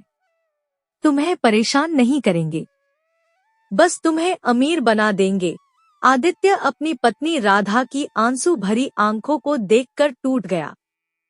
वह मन में अनेक द्वंद्व के साथ बोला, ठीक है, मैं तुम्हारी मदद करूंगा। आज रात ही तुम्हें महल के गुप्त रास्ते से अंदर ले जाऊंगा। भीमा और बलराम के चेहरे पर खुशी की चमक आ गई। राधा के होंठ पर संतुष्टि की मुस्कान फैल गई। रात का समय था। अंधेरा छाया हुआ था। आदित्य भीमा और बलराम को जंगल के रास्ते से एक पुराने खंडहर में ले गया। यह खंडहर क्यों? भीमा ने पूछा। चिंता मत करो, आदित्य ने कहा, बस मेरे पीछे आते रहो। खंडहर के अंदर घना अंधेरा था। आदित्य ने टटोलकर एक मशाल निकाली और उसे जलाया। रोशनी फैलने पर दिखा कि खंडहर के अंदर एक गुप्त सुरंग थी। बगैर आवाज के मेरे पीछे आना, आदित्य ने चेतावनी दी। तीनों व्यक्ति सुरंग के अंदर चलने लगे। सुरंग लंबी और संकरी थी। कुछ देर बाद वे एक बंद दरवाजे के सामने पहुंचे। आदित्य ने धीरे से दरवाजा खोला। वे राजा विक्रम के महल के अंदर थे। बाप रे! भीमा आश्चर्य से बोला, कमाल का गुप्त रास्ता है। कोई सोच भी नहीं सकता कि खंडहर से महल तक पहुंचा जा सकता है। अब हमें उस गुप्त कक्ष को खोजना है। बलराम ने कहा। चिंता मत करो। आदित्य, भीमा और बलराम ने एक दूसरे को देखा। आदित्य ने कहा, तुम दोनों मूर्ख हो। मैं तुम्हें महल के जिस हिस्से में लाया हूँ, उसे तुम्हारा कोई साथी नहीं जानता। यह हिस्सा केवल राजा विक्रम को मालूम है और महल में केवल एक ही गुप्त कक्ष है। मैं तुम्हें वहां पहुंचा सकता हूँ। तुम इतने यकीन से कैसे कह सकते हो कि उस गुप्त कक्ष में वह जादुई मूर्ति होगी? बलराम ने पूछा। आदित्य मुस्कुराया, मुझे पूरा विश्वास है और मेरा विश्वास कभी गलत नहीं होता। चलो मेरे पीछे आओ। कुछ देर बाद वे एक बड़े कमरे के बाहर खड़े थे। आदित्य ने धीरे से दरवाजा खोला। कमरे के अंदर प्रवेश करते ही उनकी आंखें फटी रह गईं। वहां वास्तव में एक चमकदार मूर्ति रखी थी। भीमा खुशी से चहका, वाह, आदित्य ने कमाल कर दिया। सीधे गुप्त कक्ष में पहुंचा दिया। बलराम ने भीमा के कान में कहा, अब इस आदित्य का क्या करना है? यह हमारा रहस्य जानता है। भीमा ने जवाब दिया, इसे खत्म कर देते हैं। रहस्य भी खत्म हो जाएगा। यह सुनकर आदित्य चौंका। यह क्या बकवास कर रहे हो? बलराम ने तलवार निकाली। बकवास नहीं, सच कह रहे हैं। अब हमें तुम्हें मारना ही पड़ेगा। अरे, आदित्य घबराया, ऐसा मत करो। तुम मेरी पत्नी के रिश्तेदार हो। क्या मेरी पत्नी को विधवा बनाना चाहते हो? बलराम हंसा। कौन सी पत्नी? जिसे तुम पत्नी समझ रहे हो, वह बरसों से हमारे लिए काम कर रही है। तभी आदित्य मुस्कुराया और जोर से ताली बजाने लगा। अचानक कक्ष का दरवाजा खुला और राजा विक्रम अपने सैनिकों के साथ वहां पहुंच गए। भीमा और बलराम को देखकर लगा जैसे उनके हाथ पैर फूल गए हों। आदित्य ने राजा विक्रम से कहा, महाराज, यही हैं आपके वे दो घुसपैठिए जो नदी पार करके अवैध रूप से राज्य में आए थे। राजा विक्रम ने सैनिकों से कहा, इन दोनों को गिरफ्तार करके दरबार में ले चलो। कुछ ही देर में सब राजदरबार में थे। भीमा और बलराम के हाथ बंधे हुए थे। तभी मंत्री जगन्नाथ वहां आया और हैरानी से पूछा, महाराज, ये कौन है? यही तो है वे घुसपैठिए, राजा विक्रम ने कहा। फिर राजा ने आदित्य से पूछा, आदित्य, ये अवैध रूप से यहाँ क्यों आए थे? आदित्य ने रहस्यमय अंदाज में कहा, महाराज, आपकी उस जादुई मूर्ति को चुराने के लिए। राजा विक्रम आश्चर्य से बोले, परंतु यह रहस्य तो केवल मंत्री जगन्नाथ को पता था और किसी को नहीं। आदित्य ने स्पष्ट स्वर में कहा, महाराज, बात साफ है, मंत्री जगन्नाथ ही गद्दार है। यह सुनकर राजा विक्रम ने सैनिकों से कहा, मंत्री जगन्नाथ को तुरंत गिरफ्तार कर लो। सैनिकों ने मंत्री जगन्नाथ को गिरफ्तार कर लिया। मंत्री जगन्नाथ क्रोधित होकर बोला, महाराज, आप इसके कहने पर मुझ पर शक कर रहे हैं? यह गलत है। राजा विक्रम ने कहा, जगन्नाथ, वह अदृश्य गुप्तचर कोई और नहीं बल्कि आदित्य ही है जो तुम्हारे सामने खड़ा है। महाराज, आदित्य ने कहा, एक और दोषी है, मेरी पत्नी, जो वर्षों से इनके गिरोह में काम कर रही है। राजा ने आदेश दिया, आदित्य की पत्नी को भी यहाँ लाओ। कुछ देर बाद राधा सिर झुकाए हुए वहाँ खड़ी थी। बलराम ने आदित्य से पूछा, आखिर तुम कौन हो? आदित्य मुस्कुराया, मैं एक गुप्तचर हूँ। एक ऐसा गुप्तचर जो सबको दिखाई देते हुए भी किसी को दिखाई नहीं देता। इसीलिए महाराज ने मुझे अदृश्य गुप्तचर का नाम दिया है। आदित्य ने आगे बताया, दुनिया की नजर में मैं एक गरीब, परेशान किसान हूँ, परंतु मेरा असली काम महाराज के लिए महत्वपूर्ण जानकारी जुटाना है। मैं काफी समय से जानता था कि राधा तुम दोनों के गिरोह में काम करती है। तुम्हारा गिरोह विजयगढ़ के राजा भैरव के लिए काम करता है। इसीलिए मैंने जानबूझकर राधा से विवाह किया ताकि उसके करीब रहकर तुम तक पहुंच सकूं। राजा विक्रम ने कहा, आदित्य सच कह रहा है। मुझे काफी समय से शक था कि महल में कोई गद्दार है, पर पता नहीं था कि कौन। आदित्य ने बताया, महाराज, मैं जानता था कि उस मूर्ति का रहस्य केवल आपको, महारानी रुक्मिणी को और मुझे पता था। मैंने ही महाराज से कहा था कि मंत्री जगन्नाथ को इस बारे में बताएं, और आपने वैसा ही किया। उसके 2 दिन बाद ही मुझे खबर मिली कि विजयनगर के घुसपैठिए नदी के रास्ते राज्य में आए हैं। तब मैं समझ गया कि मंत्री जगन्नाथ ही असली गद्दार है। आदित्य ने मुस्कुराते हुए कहा, मैं जानता था कि तुम दोनों मेरे घर आओगे क्योंकि तुम्हारी साथी मेरी पत्नी है, और ऐसा ही हुआ। तुम बड़ी आसानी से मेरे जाल में फंस गए।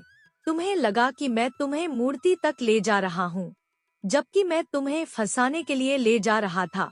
राधा रोते हुए आदित्य से बोली, मैं तुम्हारी पत्नी हूँ, मुझे माफ कर दो।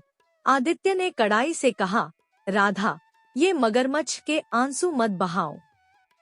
तुम किसी की पत्नी नहीं हो। अगर मैं गुप्तचर नहीं होता तो ये दोनों मुझे उसी गुप्त कक्ष में मार देते और तुम्हें जरा भी अफसोस नहीं होता।